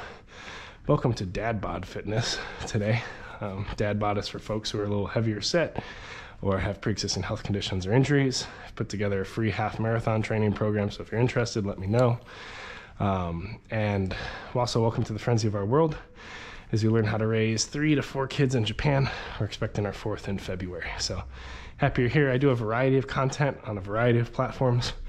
I'm also a Pretentious Engineer, so I work in surgical robotics for Johnson & Johnson, and I provide derpy engineering, nerdy themed TikToks and YouTube shorts. And we do some Japan content, so that's fun as well. Oh, you changed your name. You're going to Osaka on Friday as well. What? That's your 2nd time out there, right? For work? How many days? Osaka's a good time. If you got any margin, I could give you some suggestions. But I think you're going out there for work, right? Osaka is my favorite city. It's definitely up there.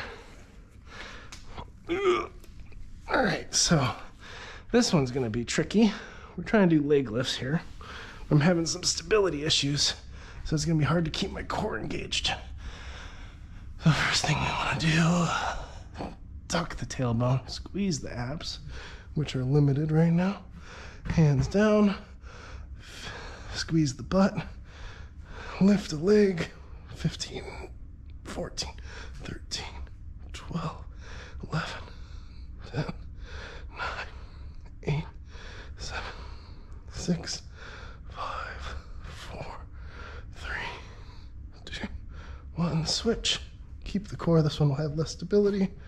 1, 2, 3, 4, 5, 6, 7, 8, 9, 10, 11, 12, 13, 15. Drop for a second and get your breath. Push it back up. Squeeze the glutes. 15, 14, 15,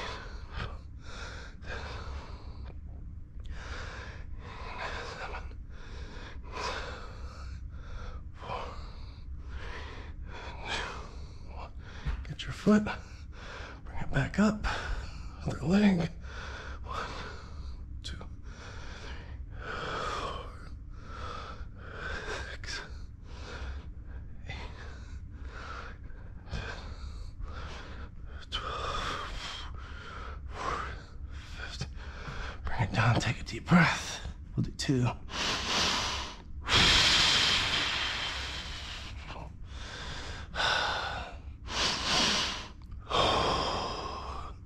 Bring it up, squeeze the glute. 15,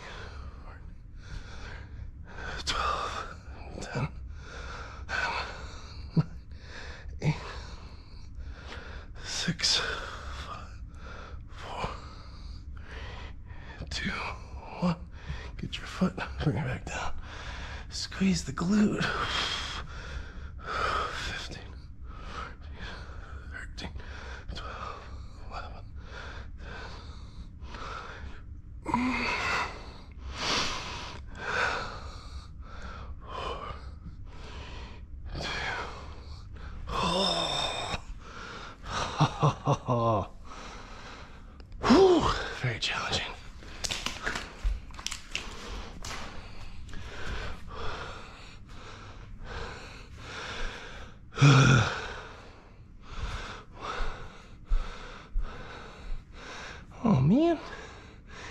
Oh, it's my network.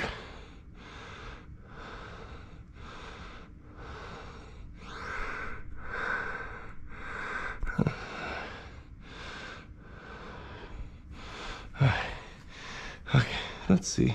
5 people on Twitch. What's going on? Tattoo lovers here? Yo, how's it going, bud? Welcome to Tokyo. We're just working out. Dude, large bananas here? What is good? Did I get raided or something? Like, how's total progress at day 221? It's going really well, large banana. Hope you're doing well. See, I've been like a content creator and live streamer on these platforms since 2020, and then after like live streaming fitness and general life with a GoPro on my head, I decided to team up with another content creator named Moosaboot, who's from Canada. He was my trainer online. I paid him. He was great. And we built like a half marathon training program. So I recorded workouts over 16 weeks. So it was 112 workouts, culminating in a half marathon in Tokyo, all first person. Just finished editing that, organizing in a Google Classroom, and I'm rolling out the beta. So I started counting progress on day 1 of that program. So I ran that program, 112 workouts, and then I repeated it. So I'm in the middle of my second round through it, and I'll finish in about 3.5 weeks. So overall progress, like I have 2 compressed discs in my spine, sciatica on the right side. I used to have a lot of issues like sleeping through the night, waking up in pain like every hour and a half. Years of physical therapy, getting prodded with needles and scraped and rehabbed. And over time, I started to find stuff that works for me with core and strength and stability. So at day 255, like even right now, I have a little bit of lower back discomfort. So I'm focusing on form today as opposed to the amount of weight I'm throwing around. But overall mobility and athleticism's doing really well. TJ, maybe thank you for the follow, friend.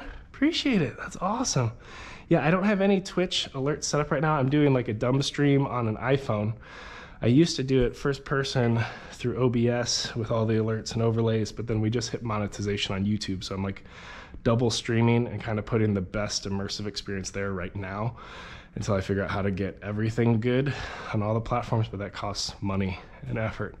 But thanks for asking about the journey, Large Banana. Appreciate it. Let's see, what else did I miss? Holiday this time for 2 weeks. Yo, that's awesome. We should chat. I have to do remote work, but yeah, it should be fun. Are you just staying in Osaka? Or are you gonna, what's your itinerary? Yeah, I always drop in to support other dads doing the thing. Awesome, Large Banana, appreciate it. A little better than a small banana. I like to put a large banana in my shakes. So every time I have like little tiny Japanese bananas, I'm like, then every once in a while, like Amazon delivers big ones and it's great. I hope everything's all right. I heard about the earthquake over in Ishikawa area. Yeah, I was there the day before. So our family went on our first ski adventure. So I have a couple shorts that I posted on YouTube and TikTok. They'll get released in a few days that kind of go through the trip and some of the highlights there. Actually learning how to ski as an adult was really interesting because I haven't skied since I was in like 8th grade or high school. So my body's changed a lot since then. So it's actually really empowering to be able to like teach my 4-year-old and my 7-year-old how to ski, but to be on the slopes with them at 31 with back injuries and knee issues and stuff, it was so cool. And it was gorgeous. So like the best footage I've gotten was in those mountains.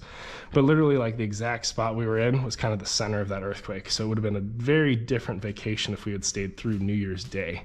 We left New Year's Eve.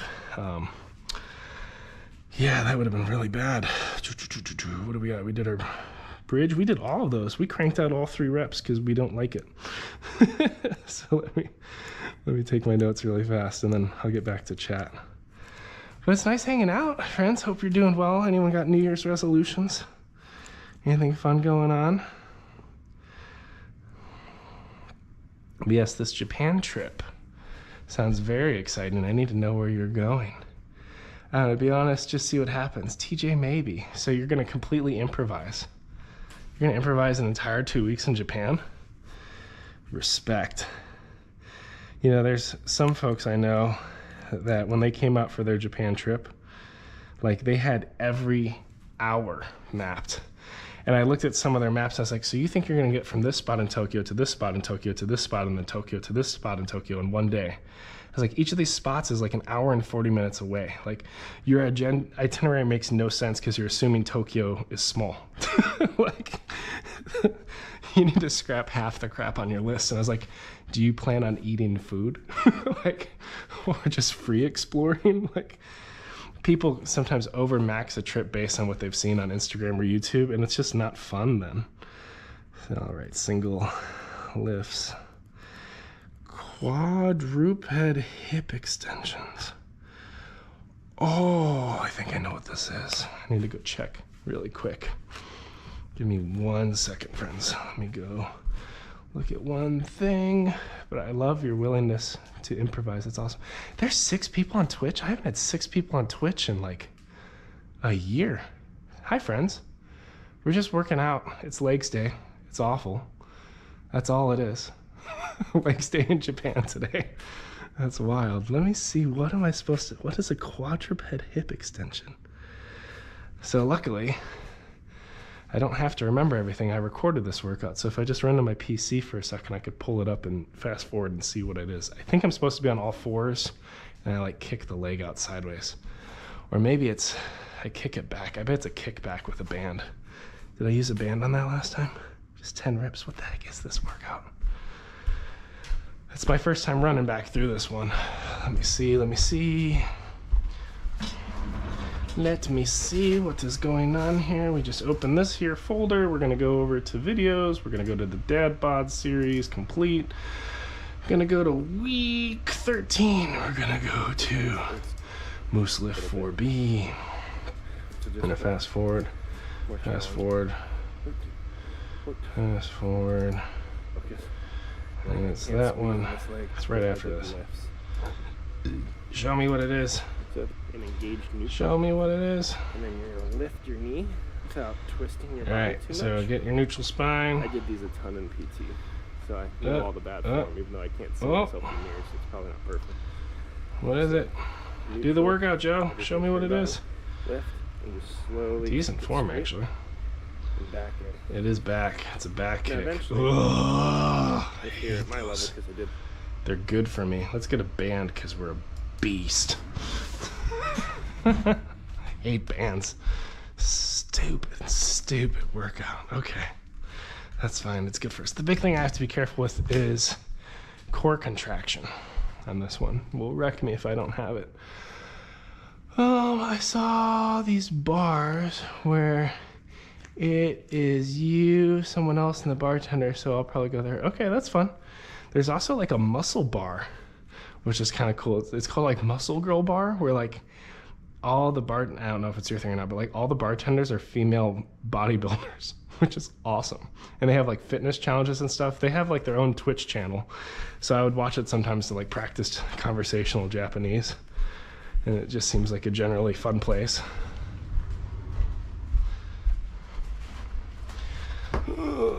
Close you. Wish you would step back from that ledge, my friend. We could cut ties with all the lies that you've been living in. Let's see.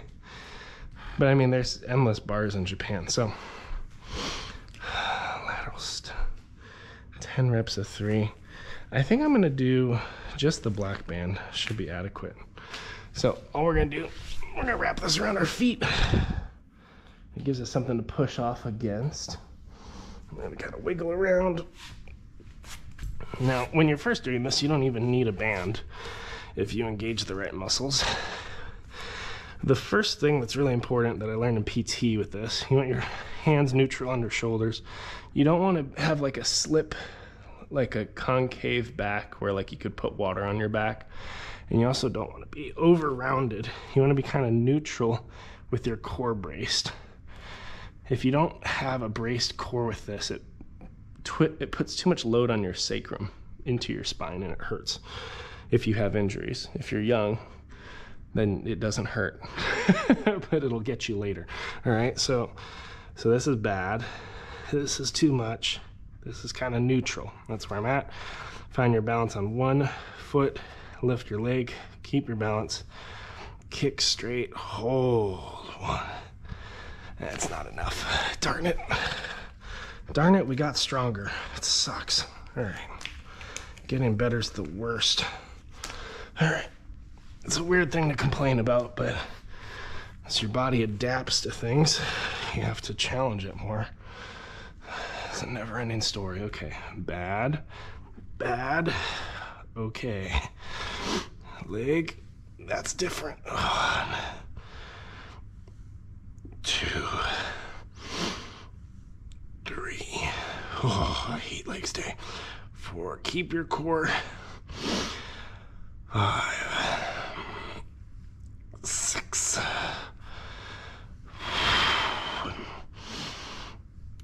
8. Bring it back neutral. Bad, bad. Okay. Lift your leg. 1. This is a bad side for me. 2. The stability is much harder here. 3, 4, 5, 6, 7, 8. All right. A little bit of downward dog, just a little child's pose. Get your shoulders back on your body. Bad, bad, okay. I really like that cue, actually. 1, 2. Because if you just go into it, sometimes you may miss engaging the right thing. And sometimes you don't notice till like your 5th or 6th rep that you're actually messing yourself up, because it's kind of like being thirsty. By the time you become or feel thirsty, you're already a little bit dehydrated. Bad, bad, okay. So like, you want to head it off proactively with good form the whole time, especially as you get fatigued. Other muscles will start to want to kick in. And if you haven't cued the core and the right neutral spine, you'll run into some problems. You'll start compromising the wrong way, and you'll just bypass the muscle you're supposed to work anyway. Stretch the feet for a minute. Okay, last rep. Bad, bad, okay. 1. Oh, burning. 2. Found it. 3. 4. Frick. 5. 6. 7. 8. Regretting the double band experience. All right, back here. Bad, bad, okay. And we'll be back to chat. 1, 2, 3, 4, 5, 6, 7,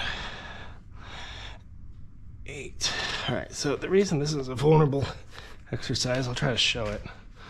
And if you do the program, so I guess this is for you, TJ Maxx, or whatever you change your name to, your mom. There's an exercise we learned in the program. I'm going to do it wrong, which might actually hurt a little bit, where you would step up on a chair, and then when you're on a chair, say with this foot, you would lift your knee. A lot of times when you do that, if you don't have good mobility or you don't turn on the core beforehand, you're going to just curl your back to try to get your torso closer to your leg because you haven't worked the mobility yet. What happens when you do that is, if this is your spine and this is your sacrum, which is kind of like what your hips are connected to, when you curl, it's going to cause the sacrum to put pressure on your L4, L5. I think those are the two. Puts loading on the lower back. When really that's supposed to be an ab, like glute lift kind of thing. So what I would normally do to cue it is wiggle my knees, brace my core, so tuck my tailbone. I would do 1 deadlift to make sure everything's locked. So when I come to the top, I'm still locking core. So my butt's tucked under. And then from here, I would get balance on one foot while staying locked, and then lift the leg. And you'll notice my torso's upright. You're not seeing this. When the core is tight, you can't really curl into it. Well, when you're doing this deal, you're kind of starting at the top of that. So if you start like this, you're creating that bad pressure on your back. And a lot of times, even because of the way gravity is different here, well, gravity is the same, but your torso is different. You want to dip this way, like the weight of your stomach wants to pull you down, and that creates a hyperextension the other way. So it's just like a watch out. So if you train the muscle the right way from standing, then doing the kind of bird doggy things, easier. Quadruped hip extension. 3 reps complete. Let me write that down. Shoot, did I do that whole thing on YouTube without? Crap, they didn't see any of that. Sorry, YouTube, you missed it. I worked out, promise. All right, we're almost on the last exercise, as long as Shia LaBeouf doesn't show up. All right, so we got, that was red, whoops, red, black band, 8 reps, X3, I'll say good form. No, all right, let me check chat, Twitch, it's been a while, sorry, I was focused. Then we got lateral step downs, yuck. Not excited about that. All right, what do we got, Twitch? Dante, how's it going? All the friends are here. Large banana supporting other dads. I hope everyone's all right. I heard about the earthquake. See what happens. Someone's improvising their trip going to bars. Interesting. What's up? Okay, I'm caught up. This is lovely. Well, hey, the 5 friends on Twitch. Hope you're doing well. We are just working out. I'm on day 221 of kind of my personal journey. Just finished the DadBod half marathon training program, which I made, which is kind of cool. Finished that 100 days ago, and I'm re-looping through it. I'm modifying some of the distance because I'm not actively training for a half right now. I'm just like in maintain mode. It's legs day, which it's just really bad. I've basically dreaded every exercise I've done today. Medium depth, lateral step down. Do we want to go to bench today? Bench seems a little high. Yeah, let's do it. Seems high because I don't want to do it. That's what it is. I definitely don't want to do 3 sets of this garbage. All right. I'm super motivated today, as you can probably tell. You can start this on 1 step on your stairs. I've built up to this stupidity. So actually, we get to work that thing I was just talking about. So I get to do all the cues to kind of get core right, because otherwise you trick yourself into cranking out reps and then you get hurt. If you have issues like me, I have all the issues. So I'm gonna wiggle my knees a little bit, get posture up top right, hit 1 nice deadlift, squeeze at the top, keep the core engaged, step up on this here bench thing, keep the core engaged, step up, and we want to go slow laterally. That's 1, slow. You want to decelerate slow, which sucks. Slow, I'm hurrying up because I don't like it. Slow. Slow. Slow. That was a good one. Oh, that was not. 8. It's a creaking boat. This is the one that wakes up all the kids. It's fine, it's 7:30. They need to wake up anyway, they lack initiative. Just kidding. Deadlift, squeeze, core, tuck, posture, core engaged, up, slow, 2, slow. There we go.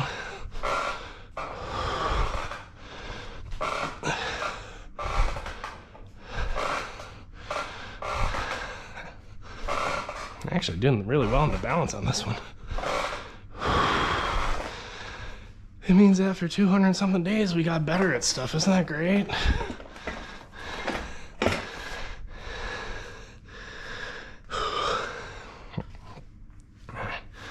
Wiggle the knees. Let the cardio catch you. Hit a deadlift. Swing it up. Squeeze, tuck tailbone. Foot. Tailbone.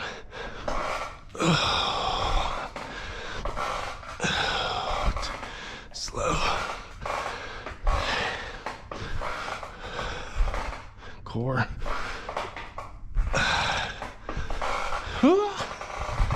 Soft landing. Whew. Getting the top of that squeeze is really hard. Booty's burned out. It's good. Good, good, good, good. Hit a deadlift. Squeeze at the top. Core engaged. Step. Core engaged.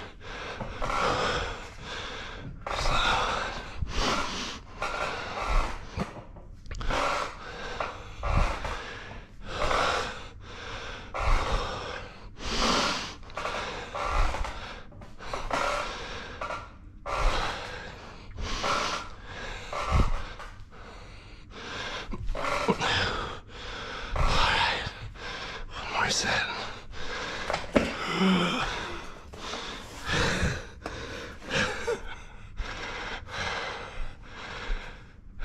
Come on, friends. Come on. Luckily, we don't have to worry about Shia LaBeouf and any kind of bonus around her. He's out in the Amazon collecting different venom from snakes, trying to find, you know, all these obscure cures for things. It's a really great initiative for him to just do it. He's actually testing the snakes personally. That snake venom he's got in his veins. For those of you who don't know the inside Shia LaBeouf joke, he always shows up for our bonus reps. Encourages us to just do it. It's great. So we like to pretend he's off doing something so that we don't have to do our bonus reps. So that was great. That was not.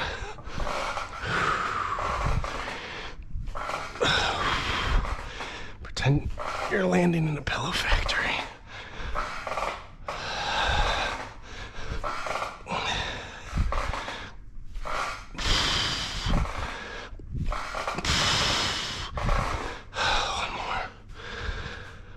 One more day. I had a dream upon a dream. I had a dream and I was dreaming. It was a dream about a dream. It was a dream and I was screaming. I had to do lateral steps down.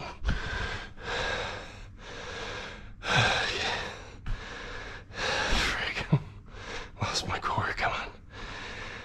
But you know what? Over the course of doing this workout, I woke up with some discomfort in my back. Some of the reps were a little tricky, but I've been cueing form the whole time. Body feels great. And it's not just like adrenaline. Adrenaline's part of it, but it's also just like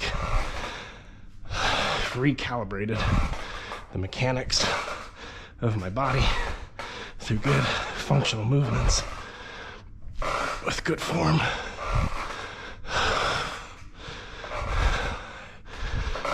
So I feel less achy. Isn't that neat?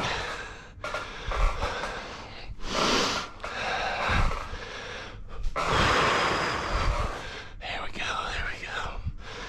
Hey, we're done. Ooh, booty. Ouch. Taking my notes on that. Wow. We got a whole workout in without children. Just about. When we did that last time, about 100 days ago or so, we only did 6 reps, 2 sets through, at a medium depth, and a lateral step down. Today, we used bench. Oops. We used bench. I'll say full depth. And then 8 reps. X. 3. Good form. That's the key right there. Good form. Did that all safe. That's awesome. All right. Well-deserved sip.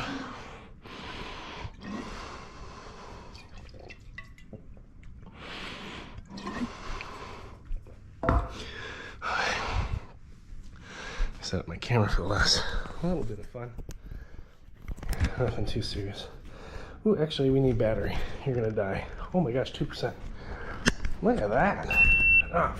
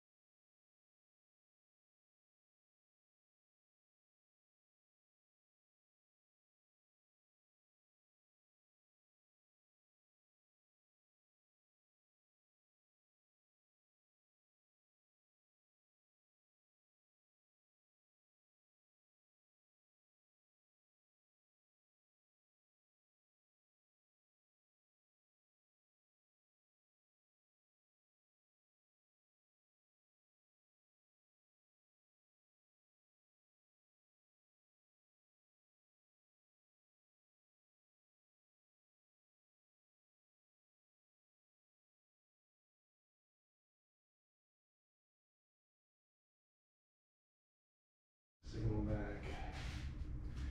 There we go, that should fix everything. Oh.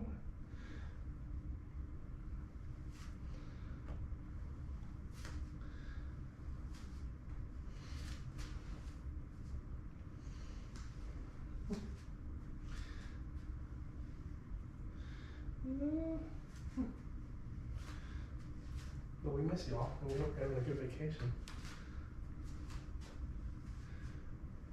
When did you get back from Hawaii? It's nice. In Japan, people like just go to Hawaii. It's like a thing that people do. It's really cool.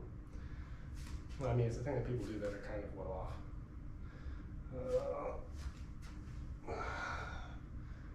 My butt's gonna be so sore tomorrow. Nice, that felt great the whole time almost. Turn off that filter. There we go. All right, we're procrastinating. Oh, who's this on TikTok?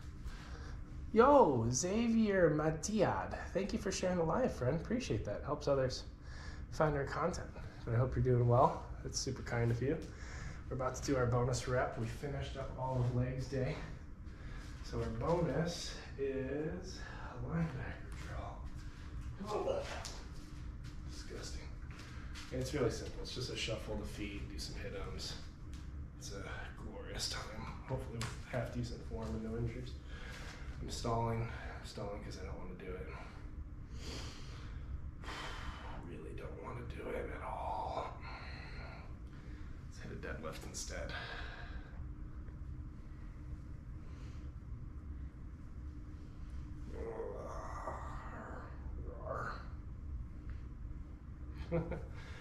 DK. Donkey Kong. Alright, just do it. Shadow buff show up. Yeah, he's always there. Alright, chop the feet. Right. Left. Hit it. Left. Right. Hit it. Forward.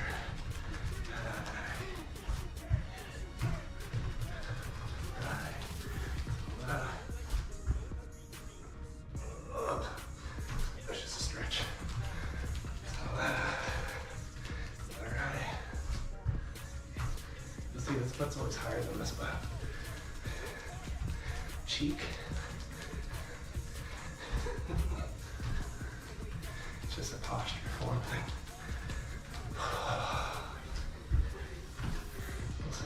minutes. 2 minutes feels like forever.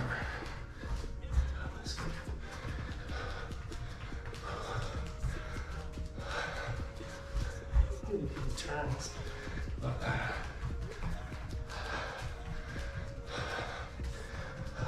Yes.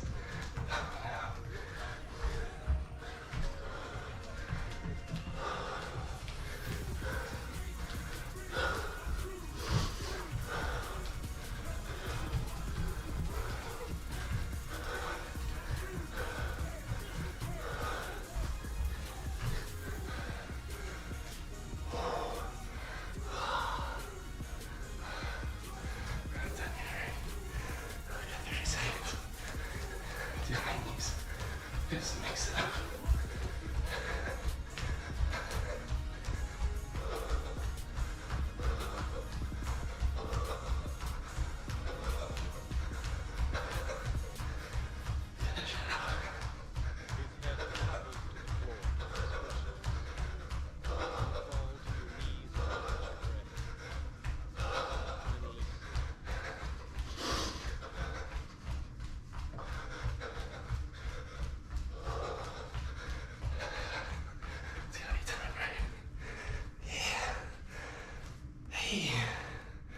Did it. Luckily, Shia LaBeouf gives us a clap of affirmation for all our hard work. So, good workout. Went after legs, core, a little bit back. Got it in before all the kids woke up, which is honestly quite legendary. Couldn't be more happy about that, so. Thanks for the help, friend. Now we get to clean up, make breakfast. Let's go to single site. Actually, we'll do DadBod first for a little bit. Okay. Let's start taking stuff down, putting away mirrors and things. Ooh, that was dreadful. Absolutely dreadful. But we did it. We get credit. Hopefully that sets strong precedent for the day.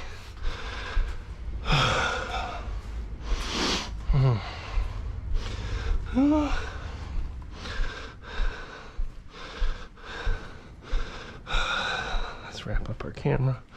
That's next. Ugh. Disgusting. I love working out so much. That is not true. I respect people who do. I'm sure some of them are good people. It's a very off color. I was gonna say nod to. It's not a nod to. Diss on Trump and his immigration policy when he was campaigning the first time around. What a wild time to be alive, man. All right, let's wrap this cable up.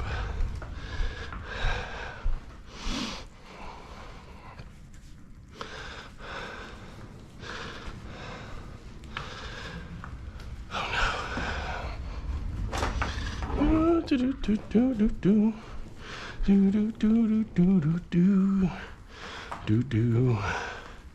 And it shall she stay home. I gotta be careful what I say and sing. YouTube will be like, "You didn't write that song." Demonetized. Boom. Whole account banned. I was like, I just was in the Christmas spirit. Just kidding. It's important to attribute credit to the right musicians. I just think it's interesting, like how vigilant musical copyright algorithms and stuff are to make sure that folks get their money if you take their songs, which is great. But like, the vigilance doesn't seem nearly as close for any kind of video content that's lifted.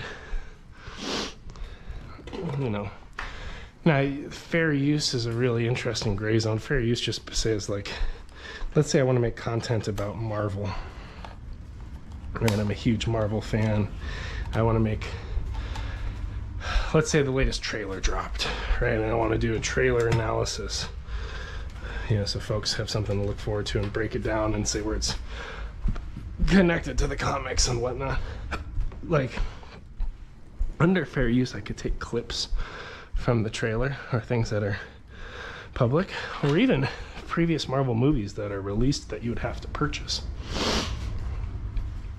As long as I'm not taking too substantial of a piece, I'm providing additional commentary or context or satire on it. And as long as, for the most part, what I make would encourage people to possibly go and see the other thing. And that, the reason I say it's blurry is people really push that fair use idea where they're like, ripping a whole bunch of content and then acting as though they're gonna go and have people go and watch the original video, when, like, if you watch a TikTok short of an everything Marvel compilation, you're gonna swipe to the next video. Like, there's nothing about that that's gonna take you back to go watch Ant-Man 2 Spider Wasp Woman or whatever the heck it is. I think it's just Ant-Man and the Wasp, but into the Quantumania realm verse. So fair use is really interesting or odd. Like, if you have a podcast, someone could just come and like rip a portion of the podcast, turn it into a clip, add some text on it, and it's literally just what you're saying in the podcast clipped together faster with words. Like, they didn't really provide any additional thought or perspective on what you said, but it still fits kind of under fair use. So you see that all the time. Or like the algorithm decides, oh, it's just going to show you clips of Peaky Blinders until you've seen half the series through little short forms with subtitles. Like, so that's an area where I struggle with, like, anyone can take any piece of content they want, add their spin on it or not. It's basically like stealing. Whereas there's all these rules where, like, if you accidentally take someone else's work and writing, add it to your writing, and release it, that's plagiarism. But in video format, under fair use, it becomes very debatable. I'm like, what's enough of a change or tweak that it's all right? I'm not a lawyer. There's people that practice in these spaces. More power to them. I'm sure they have better answers than I do. But for me, let's say our channel explodes, right? Let's just say, like, aFamilyFrenzy and the Pretentious Engineer somehow become a household name. Become the next ninja. Which isn't something I desire or aspire to. I would like to build it into a decent side hustle, or eventually like a legitimate business. That would be cool. I don't expect it, but I'm working towards it, But like, if it gets to the point where we get big enough that we're visible and people in our community, or not even in our community, start taking clips of podcasts that I make or videos and just straight up reposting it with a couple quick edits so it's more successful than our original content, and some of their stuff's going viral and ours isn't, like, there's nothing I can do to get credit. So you kind of have to have an openness to letting your words be repartitioned in this new world that we live in, that you can't hold on to credit like in the days of old. For instance, all of my descriptions on my videos are done by ChatGPT. I give it a prompt, I give it a video title, and I say, hey, give me an SEO, search order optimization for a video description based on the title and a loose summary of the video. And what ChatGPT does, and it's machine learning, is it looks at every video. Well, it's not exactly what it does, but it's basically looking at every video description that's been written, and it knows certain things about search order optimization, and it's going to repartition words in a different combination in an optimized path based on what's been written and spoken before. It's basically plagiarism. with a different name. All right, let me go change a diaper really quick. Hey, baby girl. Let's get you a good outfit, okay? Oh, really? Let's get you a diaper. Nice to see you. Are you happy today, Ems? You seem very happy. There it is. Come up here, girl. Let me get you changed.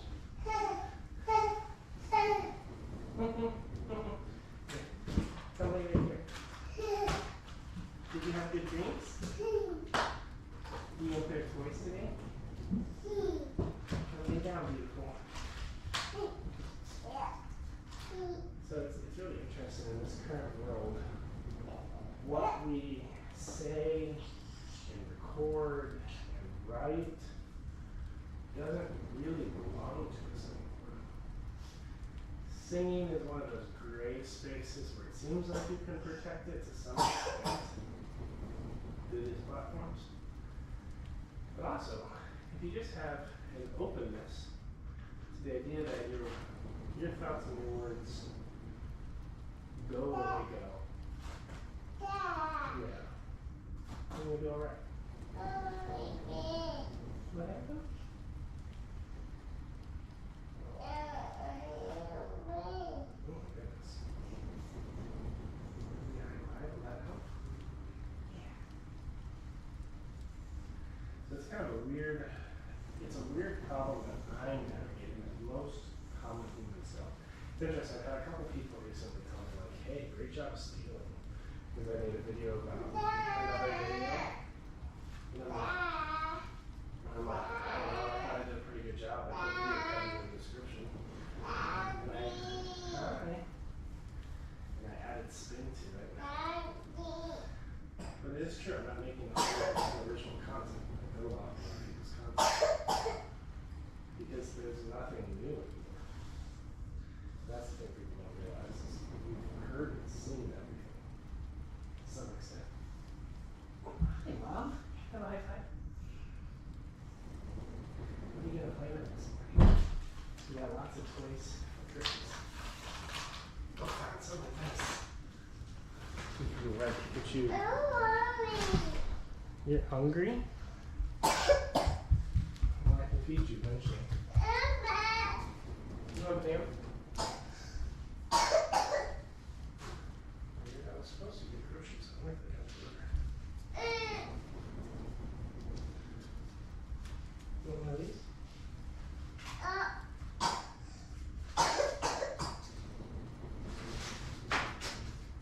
Yeah?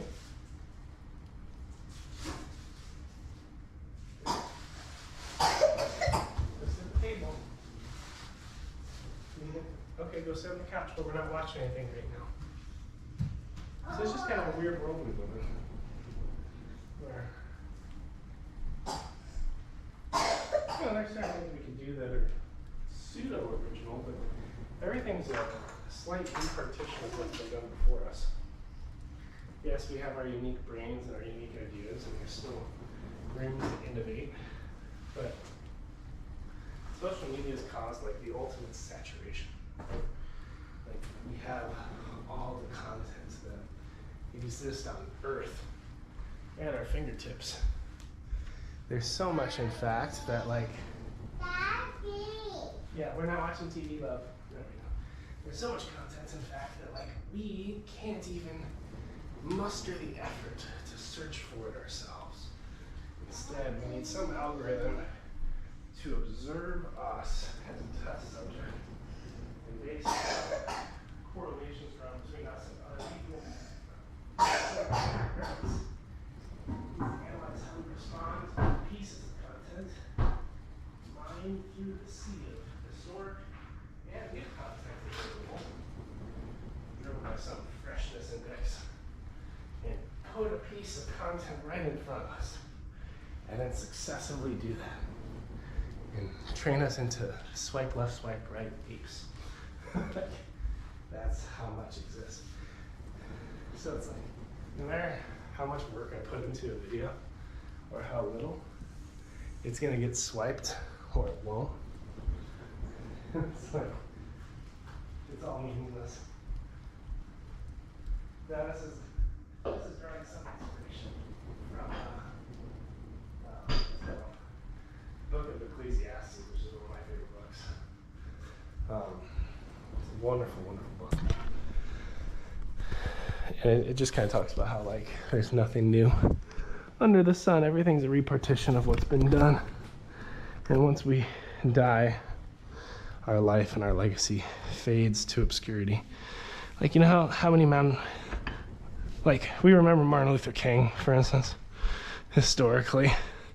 What about, like, all the other folks in his circle that were part of that? Now, some folks can remember more of it, but over time, all the other players will be forgotten. Eventually, maybe someday he'll be forgotten, depending on which historical narrative society decides to continue to perpetuate. You know, growing up, I learned a heck of a lot more about Martin Luther King than Malcolm X. I don't know that much about Malcolm X, but apparently I get to read his biography in grad school, right? So, like, depending on who controls what's being taught, different people are or are not remembered. Certain people are rediscovered, but that's super rare. Not impossible, just rare, right? Eventually, everyone and everything fades to obscurity. You know, because Newton discovered physics and calculus and invented calculus, you know, maybe he'll be remembered for a while, right? But we accredit a lot of that stuff to him. Newton stole from a lot of people and just repartitioned it. So, I mean, eventually we won't know what's him and what was somebody else that he took for his own. I mean, same thing happened with Edison. Edison worked at the patent law, stole a ton of inventions. I still think he invented the light bulb, though. Hi, Ems. Adorable. But I mean, like, there have been billions of people. I just think it's interesting that we get hung up on who gets properly attributed in a TikTok, right? All right, I'm gonna take a mini bio break. I set my camera up on this aesthetic view of dishes, because dishes no longer one of our next ventures. Very promising stuff coming up here.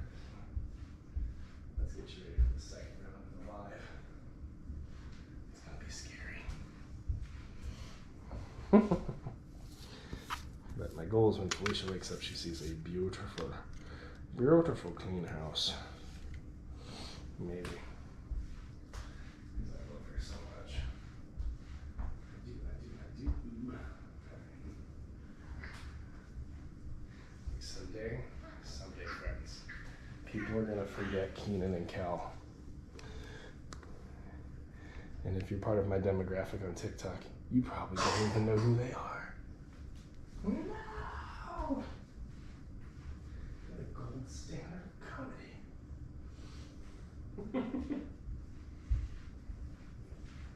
Oh, shoot. I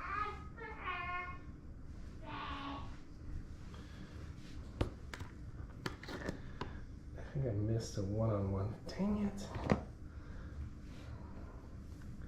Benefit 7, wasn't it? Crap.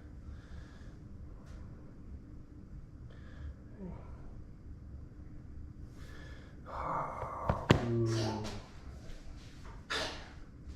me finish cleaning this up. Bless you, Ems.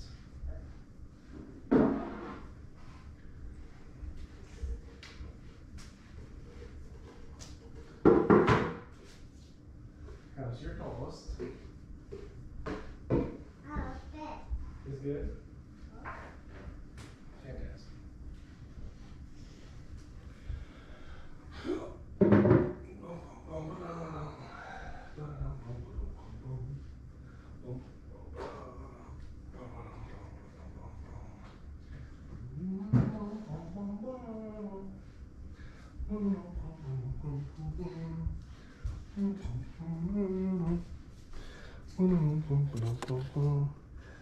Alright, I'll be right back, friends. Quick bio break. Enjoy these dishes. I hope they don't give you too much anxiety, as they do for me.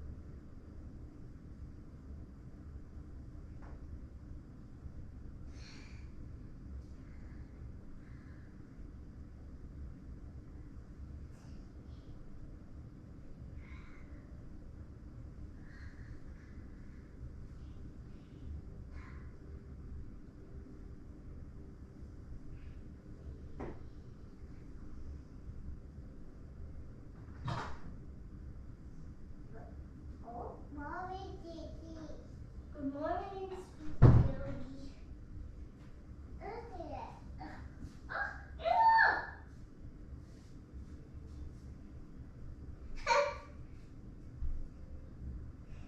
I can help you.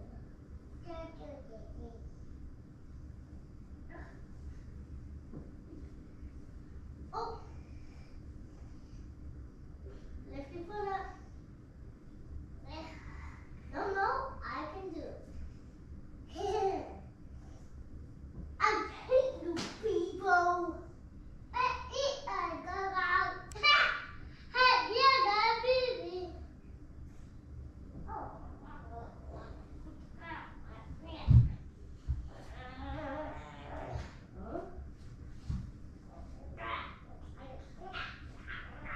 What's this?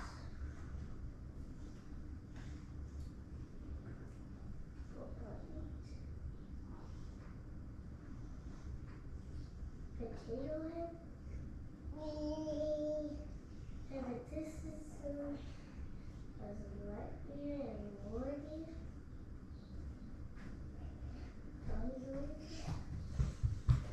Up here.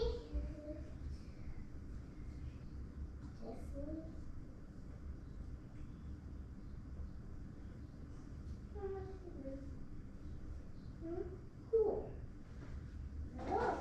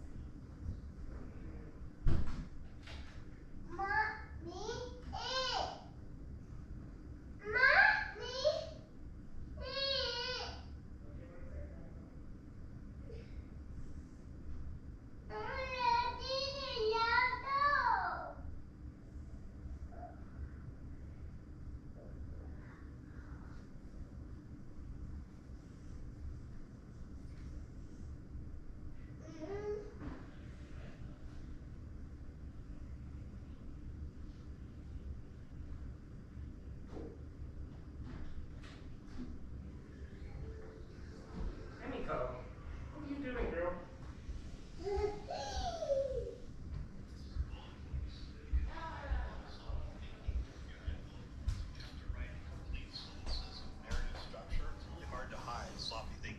Alright, friends. I'm gonna drop off. Bye, Twitch. It's been great, friends.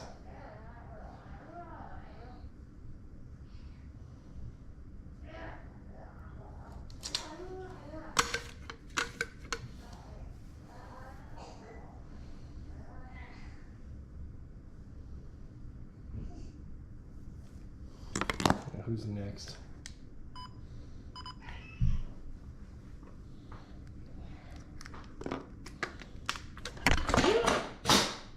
Bye, TikTok. My kids just woke up, so.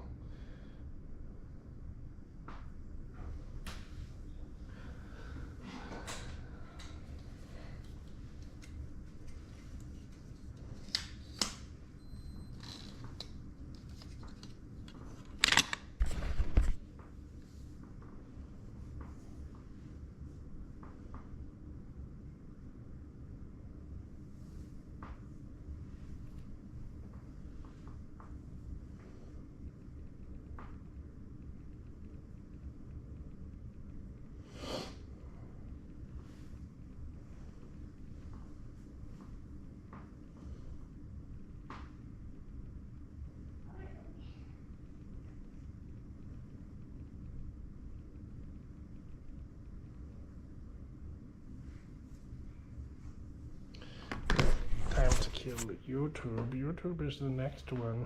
1 second. Come with me and you'll see. Oh, come on, imagination. Oh, hi, Kubo. Hope I didn't be too late. I was busy. You are too late, Kubo. I'm doing good, but